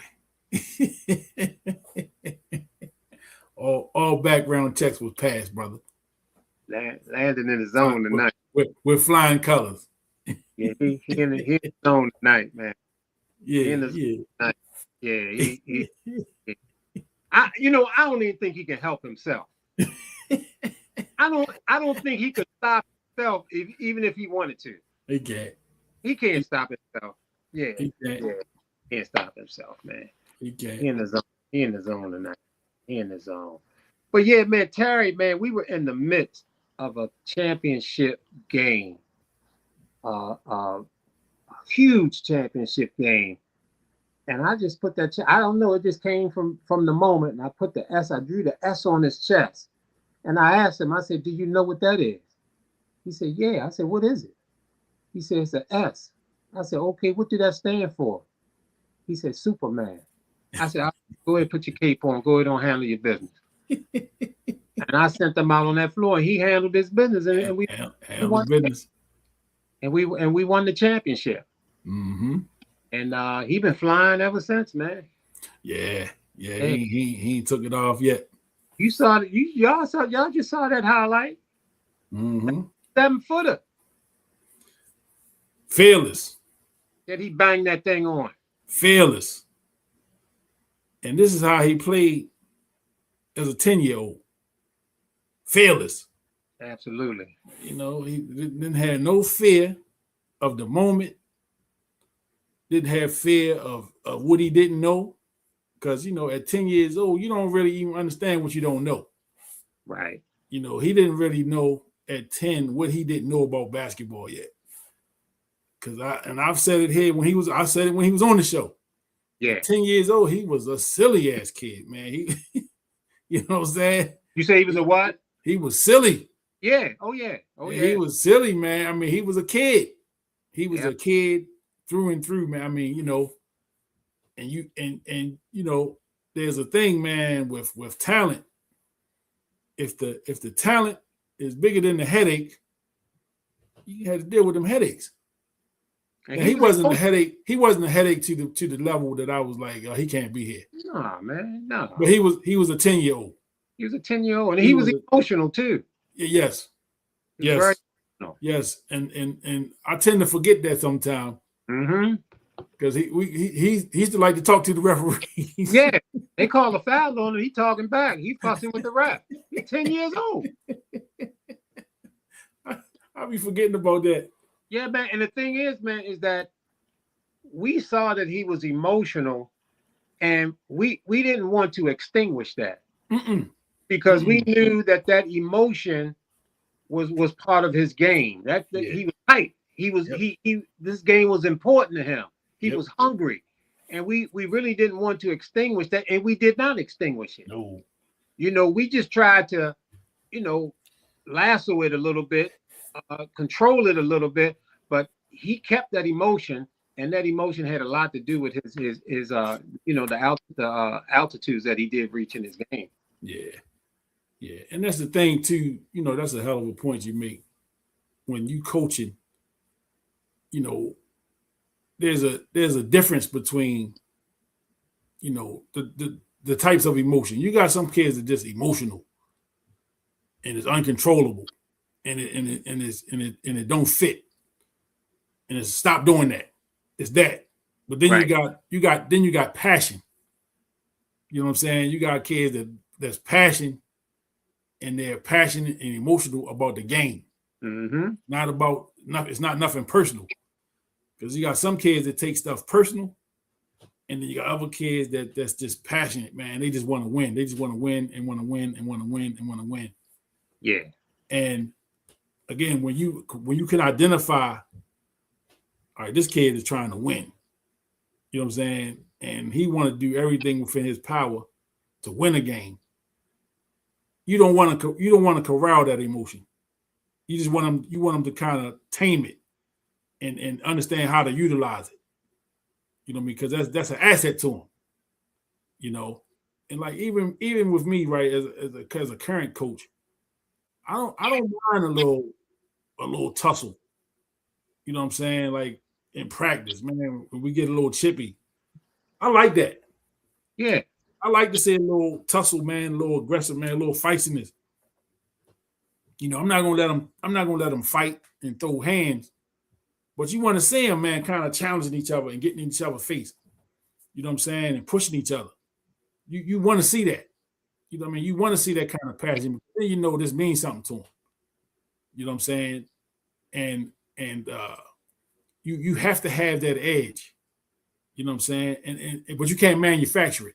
Mm-mm. It's not something that you can make up. You can't just flip that on and off like a light switch. You got to have that.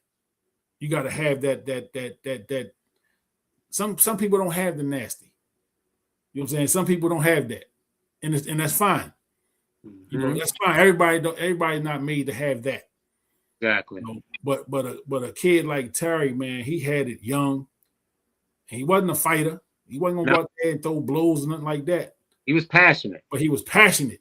Yes. You know what I'm saying? He was passionate, and he wanted to learn. He wanted to get better, and he didn't like. I saw it as he got more entrenched in the game.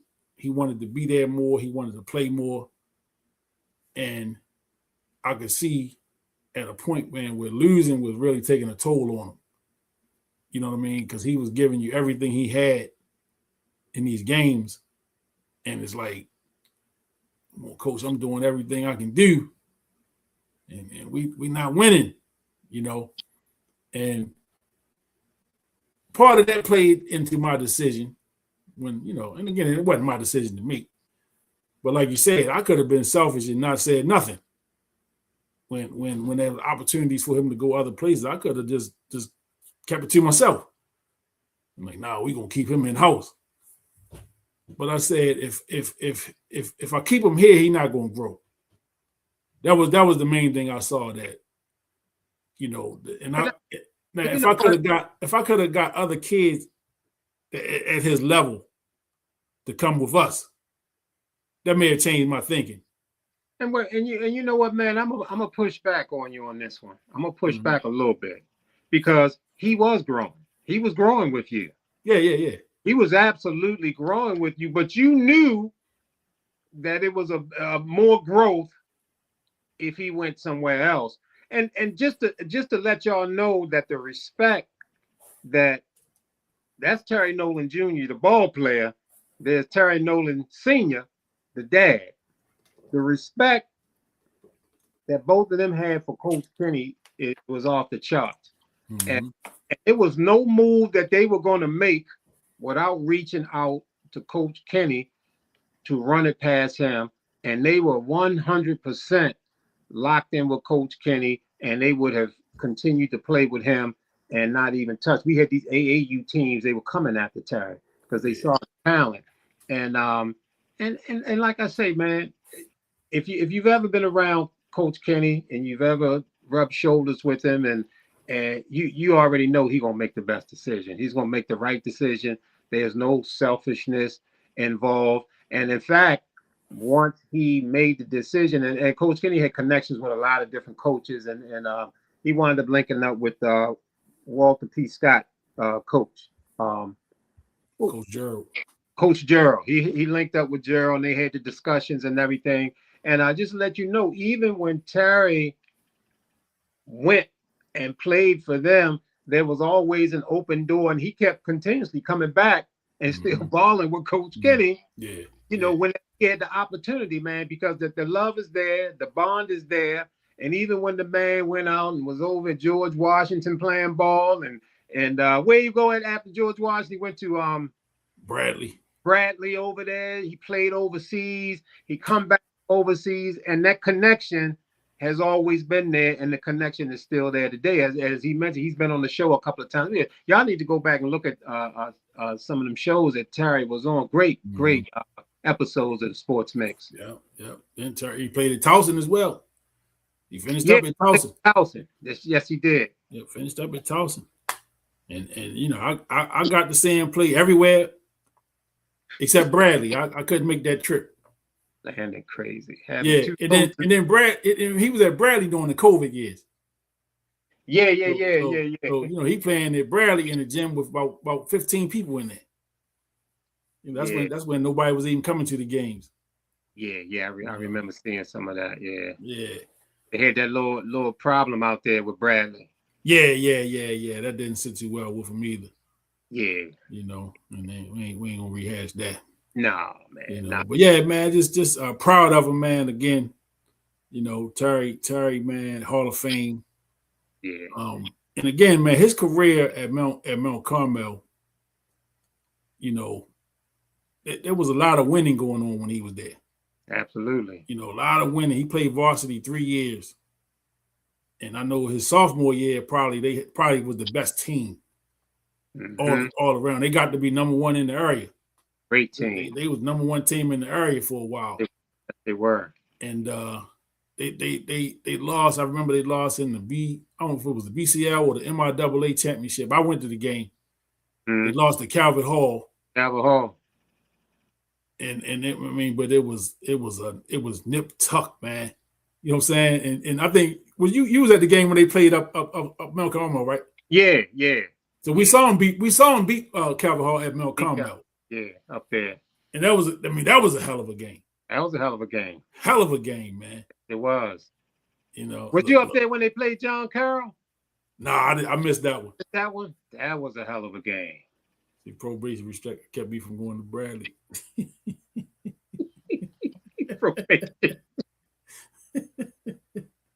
This dude, man. This dude. Friday night at the Baltimore Comedy Factory, Landon Saunders. Show starts at 5:15. Yeah. Happy hour. So yeah, Calvert Hall. That when they played Calvert Hall, I had coached, did a little coaching with Nico. With Calvert Hall. Nico played on the college level and also went overseas and played ball. When they played John Carroll had the boy in the league, the boy that's in the league now. Emmanuel Quickly. Yeah, he was on that John Carroll team, and got the other brother that went to, I think he went to Rutgers and played. See, Terry Gray make me shed a tear. Yeah. So I put the post up on Facebook. He commented on it about an hour ago. Okay. So you read what he wrote. So see, my guy, I appreciate you more than words can express. Your belief is what propelled me to be the man I am today. I owe these honors to you. And that okay. You know what I'm saying, that hit me here. But again, man, you see something in these kids, and a lot of times they don't see it in themselves. You know what I'm saying? And that's the challenge when you're a coach, man, because you pushing buttons that a lot of them don't like to be pushed. Yeah. A lot of these kids don't want them buttons pushed that way. True that. You know, and I'm not as abrasive as I used to be. But I can, you know what I'm saying? Because I can get after you because I want to see you do it. I want to see you succeed. I want to see you get to a place that you don't even see yourself going to. You know, so I'm a push buttons, man. I'm a cuss at you. And it's not personal. You know what I'm saying? And I don't want people to understand that, man. It's not personal. When we pushing these kids and some people say it's child abuse and you know you shouldn't be doing that. Now, listen, there are far worse things that could be happening than your kid running a suicide or you know he running so much that he start throwing up. You know what I'm saying? Stop eating so much junk. Then you won't be throwing up when we running. How about that? Stop feeding them all that McDonald's and all that stuff. He won't. You know, he won't be out there regurgitating like Michael Jackson. Regurgitate at the sight of Joe Jackson. Yeah. I'm trying to get him to regurgitate to college. You know, maybe to the bank. Joe says is that what he said? I didn't know that, but if he did regurgitate, he regurgitated all the way to the bank.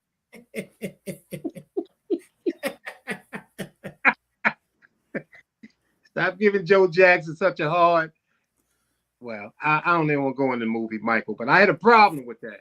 Yeah. I had a problem with that. Yeah. but when Coach Kenny talking about that passion, see, we saw that on that team. I mean, a couple of kids on the team, they used to go at it all the time. Every day. Every day. Every time Every we had day. practice, the guys would go at each other. They was best friends. They went to school together, and they get in there and practice and after games, and they going at it every time. Every day. If we didn't have to pull them apart, something was wrong. We had to pull them apart, and those kids was passionate about the game. They passionate, man, and we did our best to kind of direct them. And the thing, it's the same thing as being a parent. That when you are a coach, specifically if you're coaching young players, you are looking for the gifts. Yeah. You're looking for the gifts inside of the child. When you're a daddy and you're a mommy, you're looking for your children. You should be looking for gifts in them and being supportive and feed the gift. They don't have no understanding of what they may have. So you as a parent, you have to see and say, dang, man, he's good at this or she's good at that. And you feed it. You feed it. You put them in the right places. You make sure that what they need, they have. They may be gifted musically or gifted athletically or gifted intellectually. Whatever the gift may be, you have to feed it. And you can't kill that gift in a child. And there it is as a same thing as coaching. When you're mentoring and you're trying to lift these kids up as high as you possibly can, I've always say, as a father, you want to make your children go farther or further than you. Yes. And that's the job. It don't always happen that way, but that's the goal.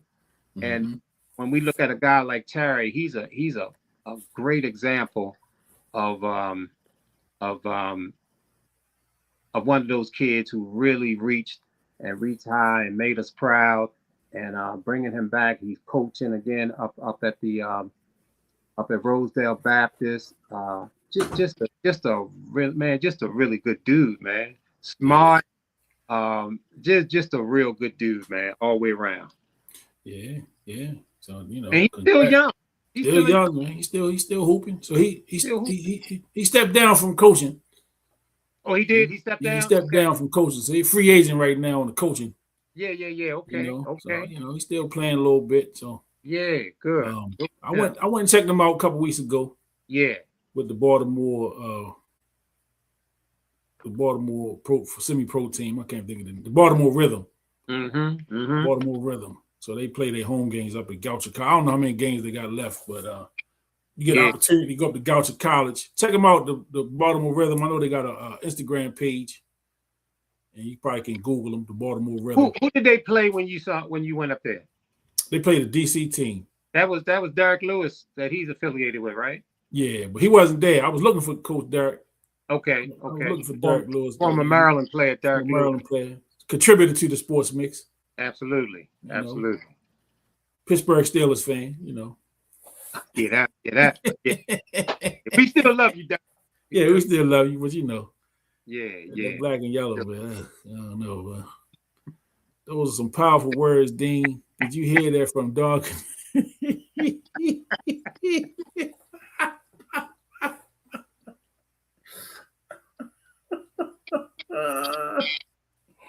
Hey, thank you, Kenny Jr. for your yeah. No, let's not gloss over that. Right.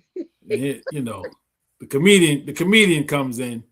He's cooking tonight, man. Yeah. He just don't stop, man. He can't help himself. Yeah. I'm convinced he get to a point where he just can't help himself. Open mic night, TGI Fridays, out White Marsh. It was open mic that night that he was on the show. Yeah, because I had to just stop the show. He wouldn't stop. Yeah, he wouldn't stop, man. He just kept going on, and I just had to cut the damn thing off, man. I was like, this dude ain't gonna stop, man. He's a dangerous man. That pain I'm feeling in my ribs and back at him. Dangerous. Hilarious. Yeah, man. But it's good it was a good feeling this morning when I saw that list and saw my guy on that list, man. You know, because I didn't know he was on it. I knew Coach Lee was going to be on there because he told. Yeah. Matter of fact, he told me him and Marty was going in. Yeah. When I saw Lou a couple weeks ago, so he told me that him and Marty was going in. So I knew they were going in, and then so you see my guy Terry Nolan go in, Sticks going in. Yes. You know, Sticks again. I got to see him play in high school. Yes, absolutely. Just again the cheat code, man. Oh yeah, man.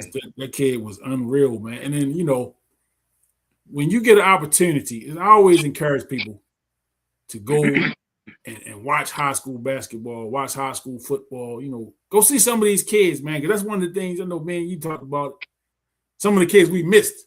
We missed. Some of the ones we didn't get to see. Exactly. Tavon Austin is one.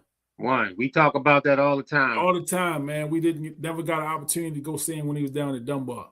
We talked about it and never made it. Never made it. You know, it's just so many. Quickly, I didn't get a chance to see Quickly. Yeah. When he was up at John Carroll, I never got to see Quickly up there. Yeah. You know, but like, you know, guys like Malcolm Delaney, he made it to the league. Made it to the league, yes. I saw Malcolm as a 12, 13-year-old. You know, we played against each other. We used to coach against him. Mount Royal, you know, so I got to see him as a young kid, you know, coming up, you know, and he worked his way all the way up to Virginia Tech, you know, one of the top players in the country. Yeah. Virginia Tech. He played in the league a couple years, had a bigger career overseas. You know, he made a bigger statement overseas, but he got to the league, played with the Atlanta Hawks. Yeah, he could ball. He had talent. Yeah, he could play for sure. As far as Vince, you know, Vincent, Vincent was coaching. Vincent could hoop too. He used to be in the barbershop. Yeah. He's coming there. He was coming. I forgot who used to cut him. Yeah. Might have been PJ. Yeah. PJ used to cut him, and then I think Ash ended up cutting him at one time. Okay. You know, but yeah, Vincent come up in the barbershop.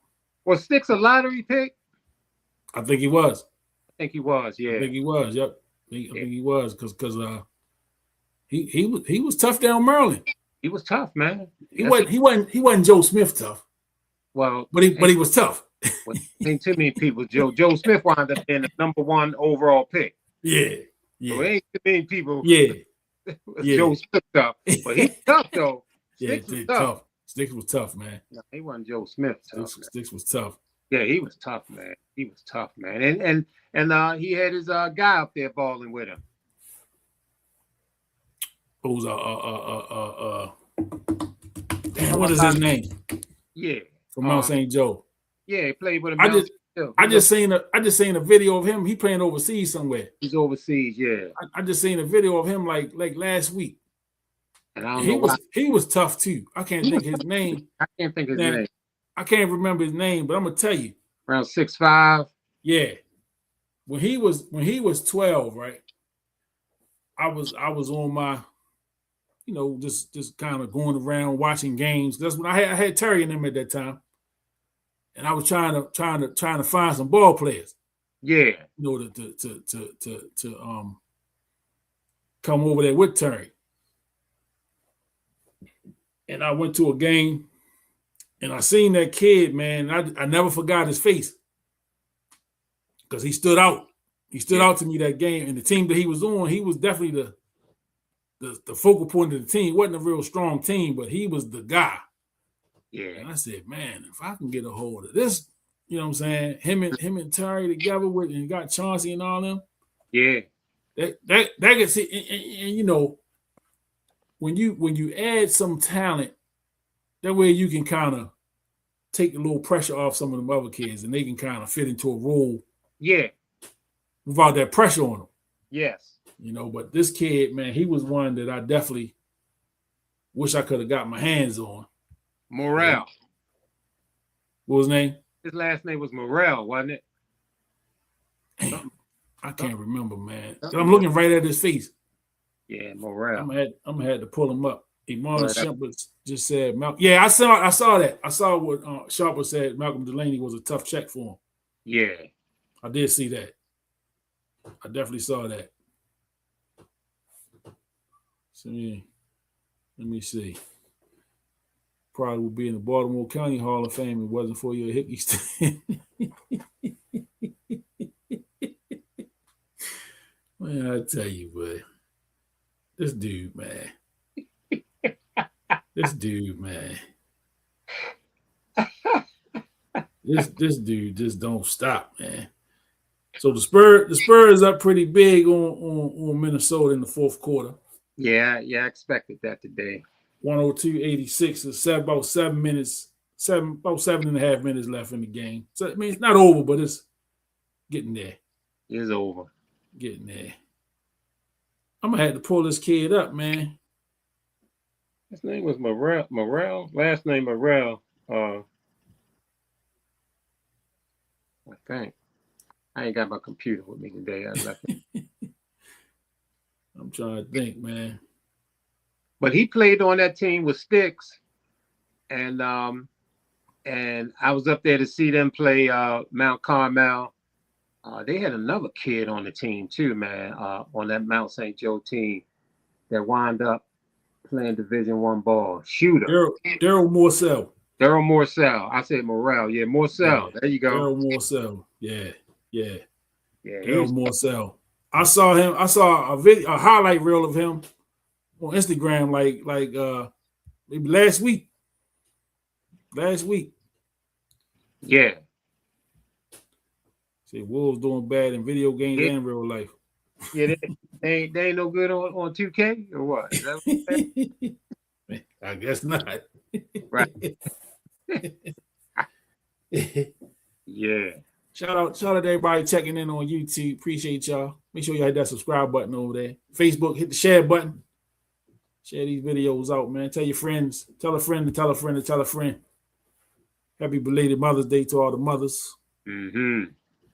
You know, and what you say, Coach Dean? Happy belated Mother's Day to the fathers that play both roles. That's right, and there's a lot of them. There's a lot. Happy Mother's Day to the brothers. That's right. That's holding it down.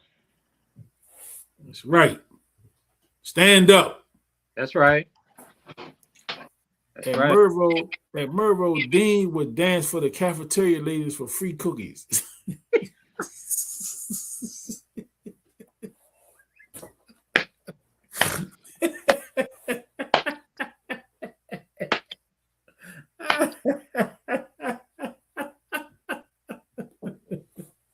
Hey, yo. Ladies and gentlemen, I'm just letting you know, he cannot help himself. He can't help himself. So we don't really blame him because we know he can't help himself. He's in the zone tonight, and when he gets like this, he can't help himself. Yeah, he can't help it. He can't just brace for something else because there's something else coming. The material, though, man, his material is crazy, man. Yeah, because it ain't gonna stop. It ain't gonna stop till I cut the thing off. and even then, he might text me something. And I'm saying that he's been doing this. The Sports Mix been around for almost 5 years. Mm-hmm. Landon been tapping into this Sports Mix for a long time. And the material that he dropping on us is fresh. Yeah. It's fresh material. Yeah. He never dropped a cafeteria cookie joke on us before. Right. Right. Y'all should see some of the material in the text messages. Oh my gosh. This guy. It just don't stop with him. It don't stop. Can't stop, won't stop. It ain't, and it's not. He can't help himself. Yeah, I probably shouldn't have said that. He gotta let it out. He gotta let. Then now I said that. Then it's gonna be a Diddy reference. P Diddy, right? Puff. You know, whatever he going by these days. He might got a new name now. Y'all know Coach Kenny. You know he touched Rudy Gay too. Yeah. he knows talent. He knows young talent. He knew that Rudy was special. He knew that Terry was special. He didn't touch guys, and he saw talent. He can see talent, and even in his everyday work, he's dealing, with folks, and he's looking for things, and he's seeing things, and he's looking for angles to help to clean up people's lives, all this kind of stuff. It all worked together. It all worked together with the coaching and all of that. So, and me, being there with him, rubbing shoulders, with flag football and in particular basketball, I've seen this. I'm there. I've been there. So I know, and I don't have any problem pointing that out. And over the years, man, it's just really been a pleasure to see him. And we talked about passion, and he has that passion. And I done seen him go off. All about that passion.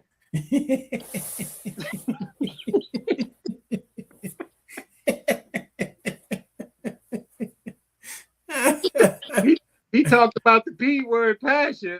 I done seen it. Yeah. From him. Yeah. From him. Yeah. Sometimes you can't help yourself. And then, it might be at a game, and then we come back to the next practice, and he apologizing to the team. I apologize, y'all. I mean, I took it a little too far. So it tossed him out the gym.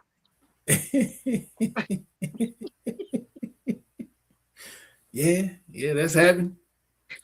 I've been asked to leave. That passion is there, man. You gotta leave the gym, sir. Yes, sir. You can, and don't come back. Don't come back. Yeah, you can't. You're not allowed back in the gym. You told me. But you know what? Coach Kenny came back anyway. Yeah, I came back. He came back anyway, and they ain't mess with him. Yeah, what are you gonna do? Yeah, what they gonna do? They ain't mess with him. Yeah. Because they was halfway scared. I never forget out there at the Boys and Girls Club, and they was worrying me about about the registration money. Yeah. And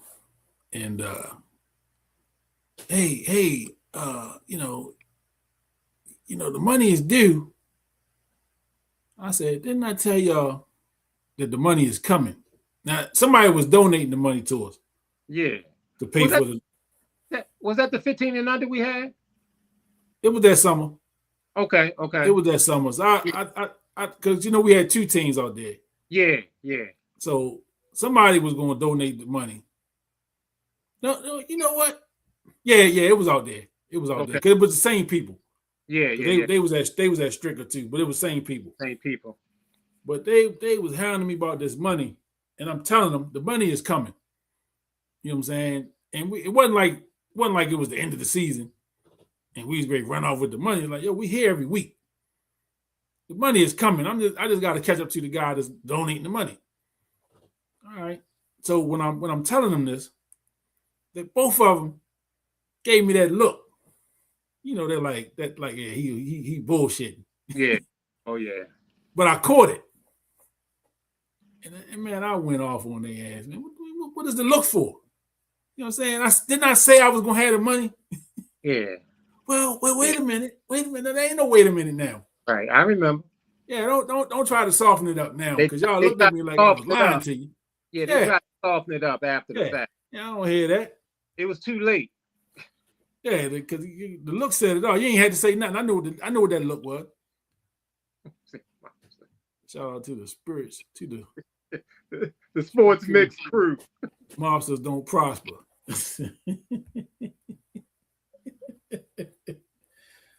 Oh boy, they don't. They don't prosper. God. But yeah, man. I remember that.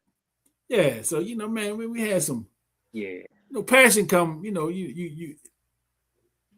Because again, man, we do what we do, and we do it for the cause, and it was about them kids, man.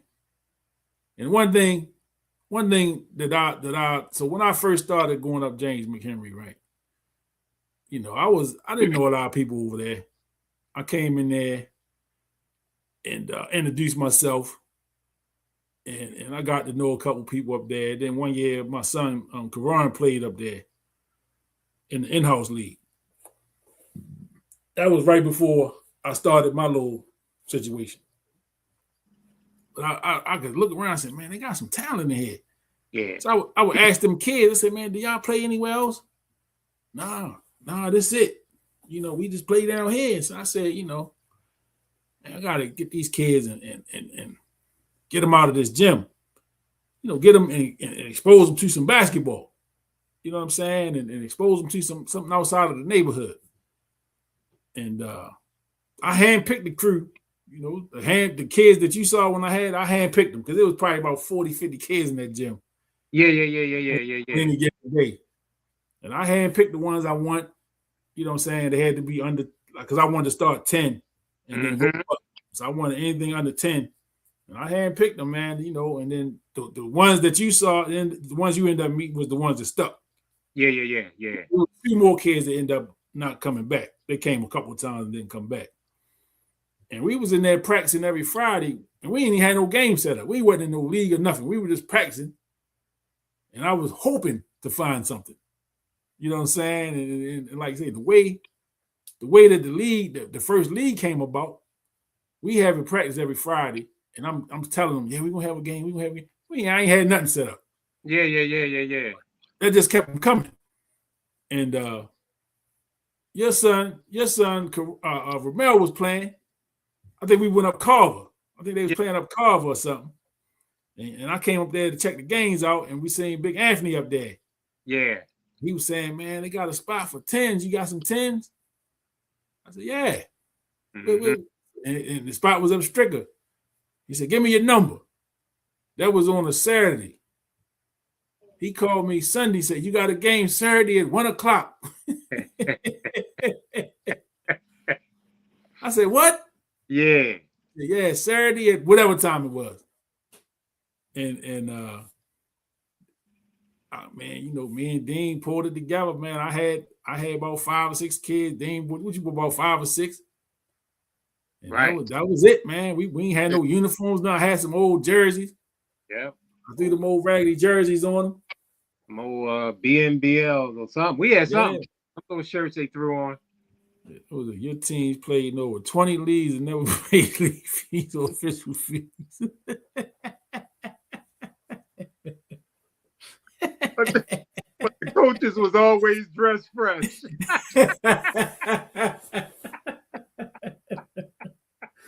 Oh boy, this guy, man, this guy.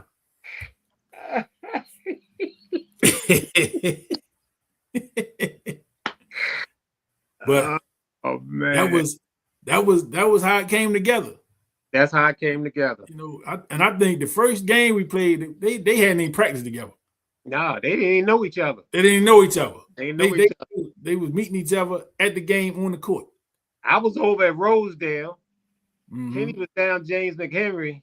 I mean, it was like the Brady Bunch. Right. It's a story. Said we wasn't married. Exactly. We brought them together. Brought them together, man.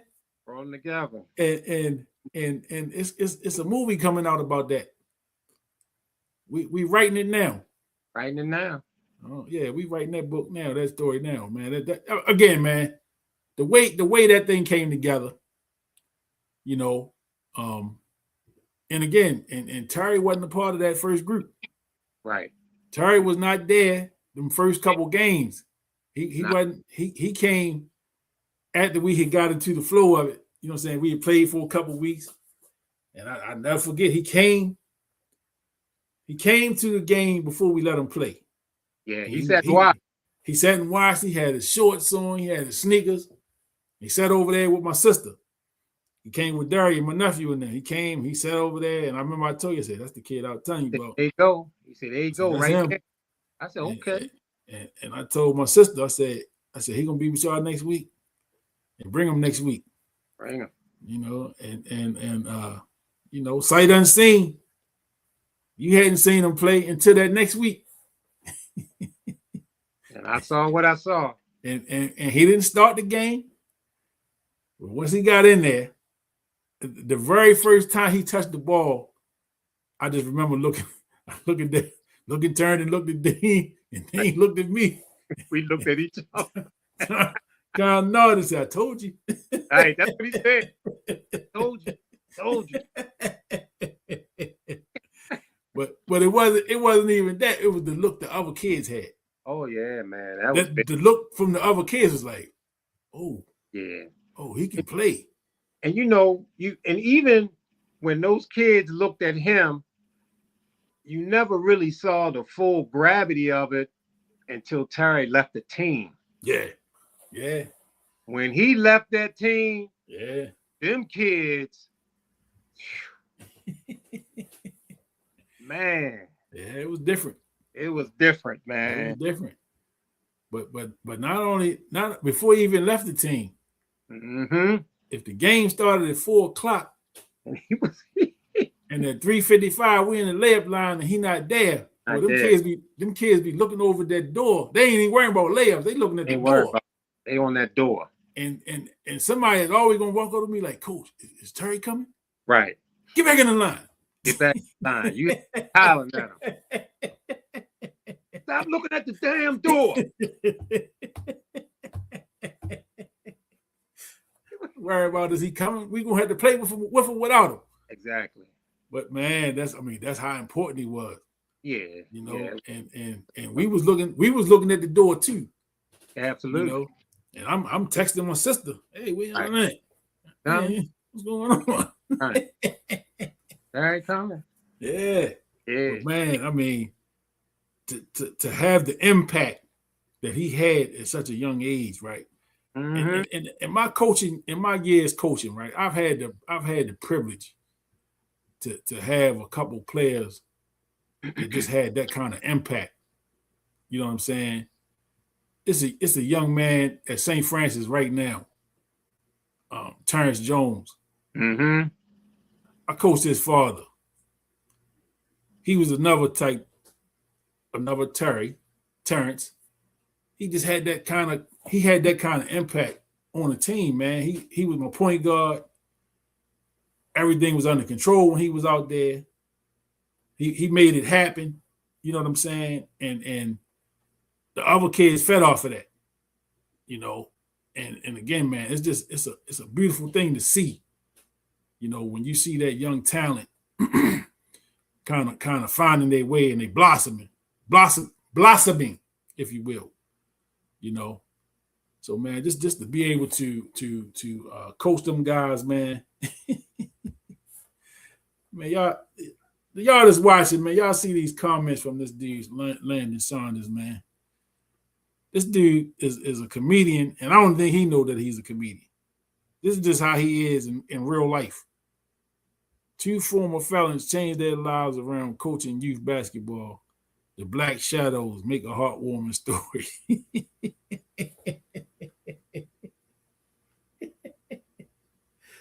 Oh, boy. I tell you.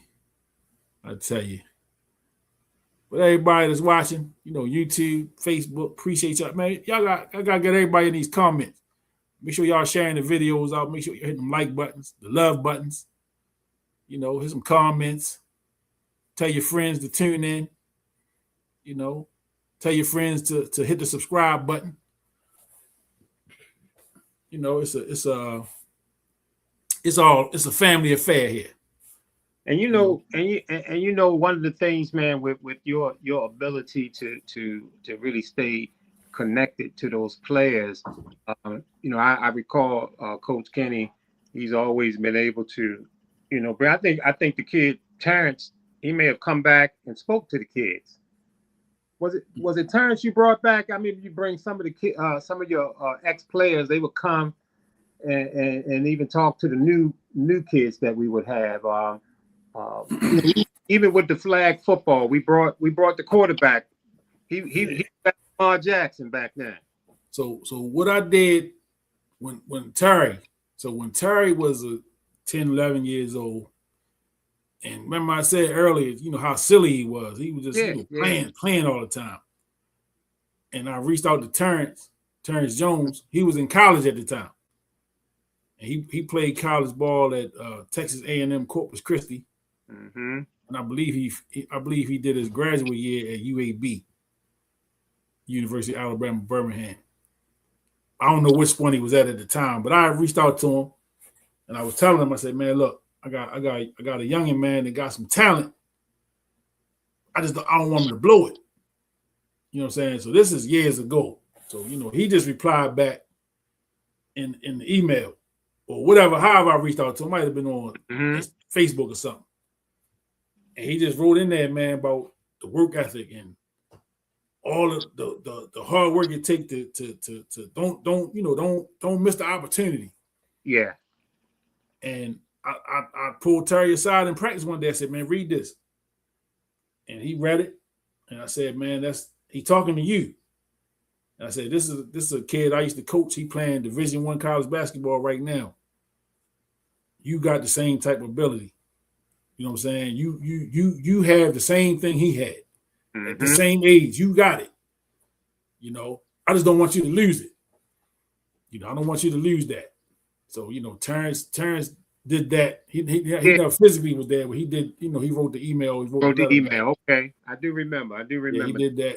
Terry Nolan came up to Dundalk when I first got the job up there. He spoke to the kids up there about work ethic and what it took to be an athlete, man, a student athlete. He was at Towson at the time. He was finishing up. He was in his last years at Towson.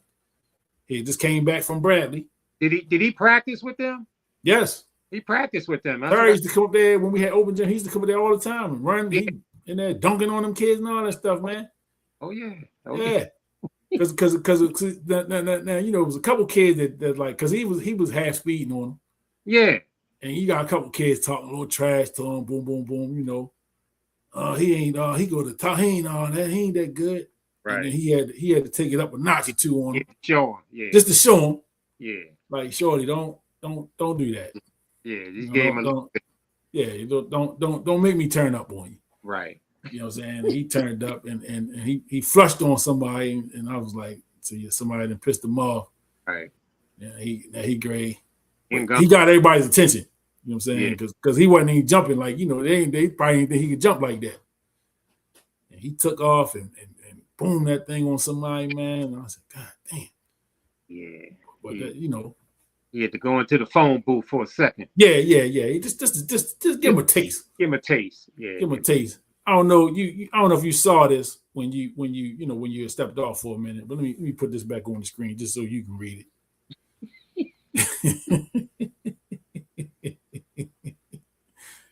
You know, yeah.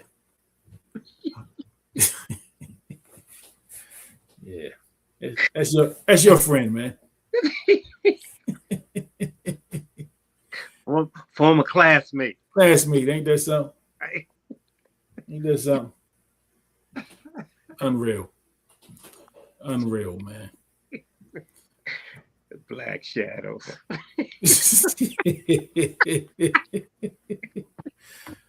Oh man. You remember, man, when we brought what's his name back when we had the flag team? The quarterback. Lindell. Yeah, what you call him? The legend. Yeah, Lindell, man. He was at Lamar Jackson. Yeah. I don't even think Lamar was around back then, was Lamar wasn't even around then. Yeah, we got a glimpse. We put that boy, man, behind the center, and the rest was history. Yeah, that was fun to watch. Yeah, that was fun to watch, man. Speaking of, I saw Relly, man. Oh, you did see Relly? Oh, what? About 2 weeks ago. Okay. See him in the barbershop. Man, I ain't seen Relly in a minute. Wow. I came in there and said, man, is that Relly in the chair? Yeah. He turned around. I said, man, come on, man. Wow. Damn, Relly, the original quarterback. Yeah, he was the original quarterback. Yeah, old Relly. He ain't little no more. No. Ain't little no more. I saw him, man. He was our quarterback. He wound up playing unlimited football. Yeah. Because of that weight, man. He was big. Mm-hmm. He went from quarterback to lineman. But he knew the game. His father was a hell of an athlete. Yes. Oh, yes, sir. Yes, indeed. Yeah. Yes, indeed. Derek Shelton, man.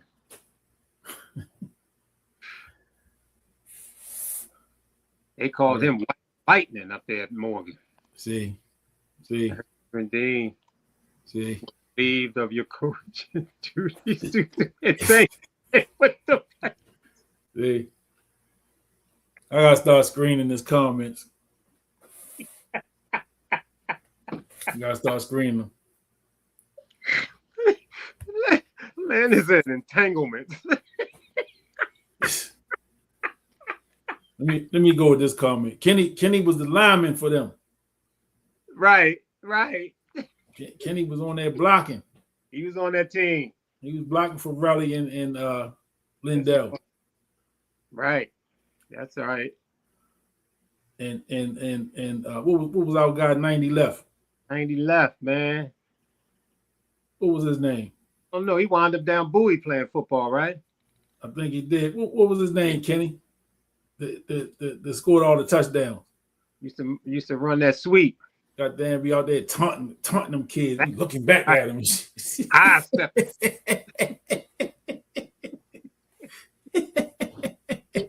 He couldn't wait for us to call that play. That was a fun. Tyree. Yes, indeed. Tyree. That's right. Tyree, man. And Coach Dean said, "Hey, they on to the 90 left. Stick Tyree over there on the right." Yeah. They brought a guy in off the bench. It was a championship game. Yes, indeed. And we was down the fourth down, and we was like on our own 5-yard line. They brought a guy in and put him on the right. Mm-hmm. So I called the play. I saw it. I watched him.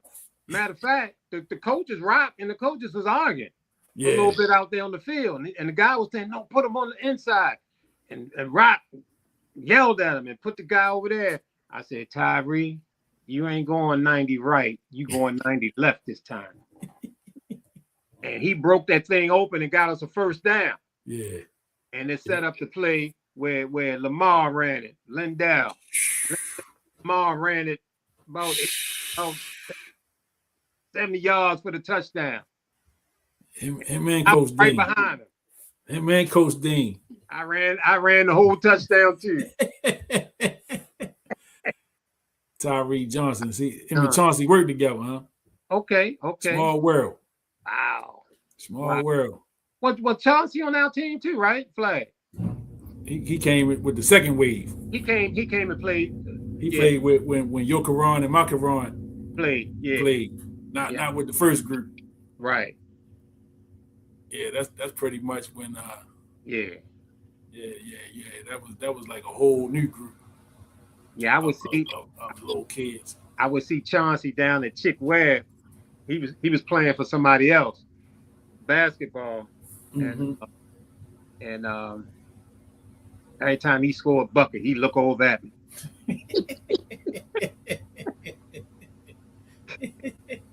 I mean, Chauncey, man, you couldn't help but love Chauncey. Oh yeah. Man, such a lovable kid, man. You had to love him. He was a jokester. He was funny, and but you never saw him without a basketball, man. He was always coming with a ball, dribbling up the sidewalk, coming to practice. Mm-hmm. Yeah, love some Chauncey, and wound up making a nice big splash up there at Lake Clifton. Yeah, he was a solid role player. He played good up there, man. When they went to the States. Yeah, he had some buckets in the States. Yeah, he played big. He played big. Yeah. Well, we've been rolling again. Yeah, as usual. Rolling again. Mm-hmm. Another week in the books. Yeah. Never good flow. Yeah. You know, good flow, man. You know, right from the start, Mm-hmm. man. Roll right into almost the 11 o'clock hour. Yeah, as usual. As usual. We started at 7. We put some measures in to stay away from the 11 o'clock hour. But the flow, Yeah, you can't stop flow, the flow. flow of the century, as Jay Z Yeah, would say. yeah, yeah. You know, can't forget about the resident comedian. Right. He right there. You know, they keep read off that picture I sent before you sign off. Let me see. Oh, the picture.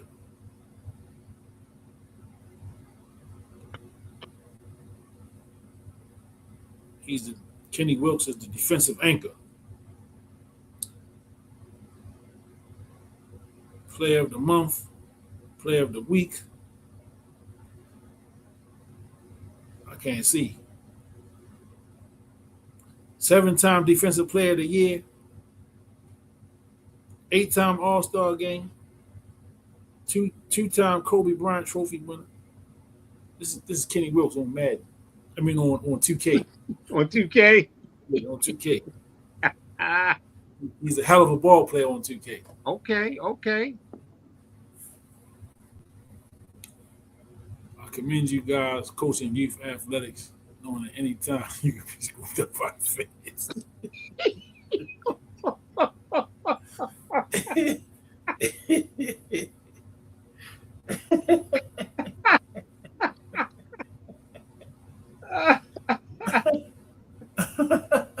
Man. This guy.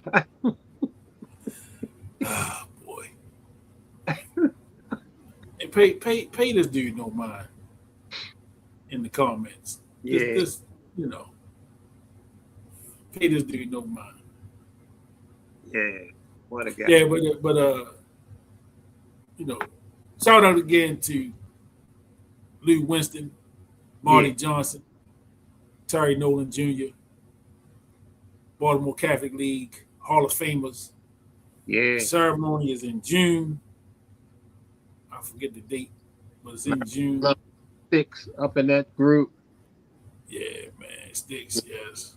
Yeah, the great group of folks, man. Ceremony, I remember that June 18th at Turf Valley in Ellicott City. Yeah. There are tickets available. I can't see it at the bottom there, but yeah. if you want to go to check out the Hall of Fame inductions. Did the guy Pat Scary, Towson head coach, was he up there when Terry went? Yeah, that was Terry's coach up there. Okay, good. Yeah. So that introduction should be pretty interesting. Yeah, he's very familiar with Terry, so that's good. Yeah, that was Terry's coach up there, Pat Scary. You know, 7-time. Oh, sorry, I messed up some of his credentials. 7-time NBA champ and MVP. And MVP. Yeah, I don't want to miss that. You did better than Jordan. Right. You did better than Jordan and Kareem. Right. You in the GOAT conversation. Yeah, you up there with legends. Right. Mount Rushmore. Mike and Kareem only got 6 championships. I think both of them got 6 MVPs, I think. Yeah. Maybe the sports mix might sponsor a 2K playoff. I might have to. Might have to do that, you know, and have you guys battle it out. 2K. Yeah, man, we got we winding down. You know, on the season. Sports Mix season 4 coming to a close. You know, season 4. You know, we'll take a little break during the summer. Yeah, might do some little videos, just to post some videos on the pages, man, during the rest of the playoffs. But maybe we'll be back next week. I'm good for next week. Yeah, yeah, So we'll come back next week. Um, that might wrap it up. But then the following week is Memorial Day. yeah, So I don't know, a lot of people getting out of town, cooking out.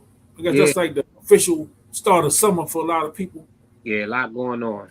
A lot of cookouts and people traveling and all that stuff going on, man. I wish I could cook out, but I need a good burger grill or something. Had to figure that out. Yeah, Anybody cooking out there in the comments, man, y'all let me know. Invite your boy over for a burger. But the real ground beef, don't get them. Don't get that orange box of beef patties from Murray's. Don't do that. Get the ground beef, and you got with the pound it to itself. yeah, the kind that Eddie Murphy talked about and The house burgers. the house burger. Some big green peppers up in there. Peppers. Ain't no McDonald's. Ain't no McDonald's.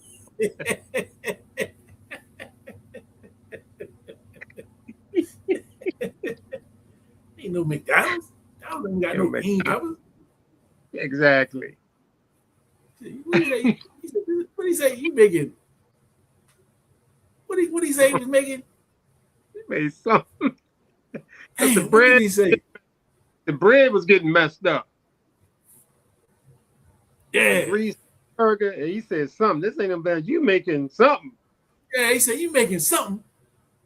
Really Damn. I can't even remember, man. remember. Go watch Eddie Murphy Delirious. Yeah, Classic. classic. Absolutely. Look. He talking about I can steal your estate car.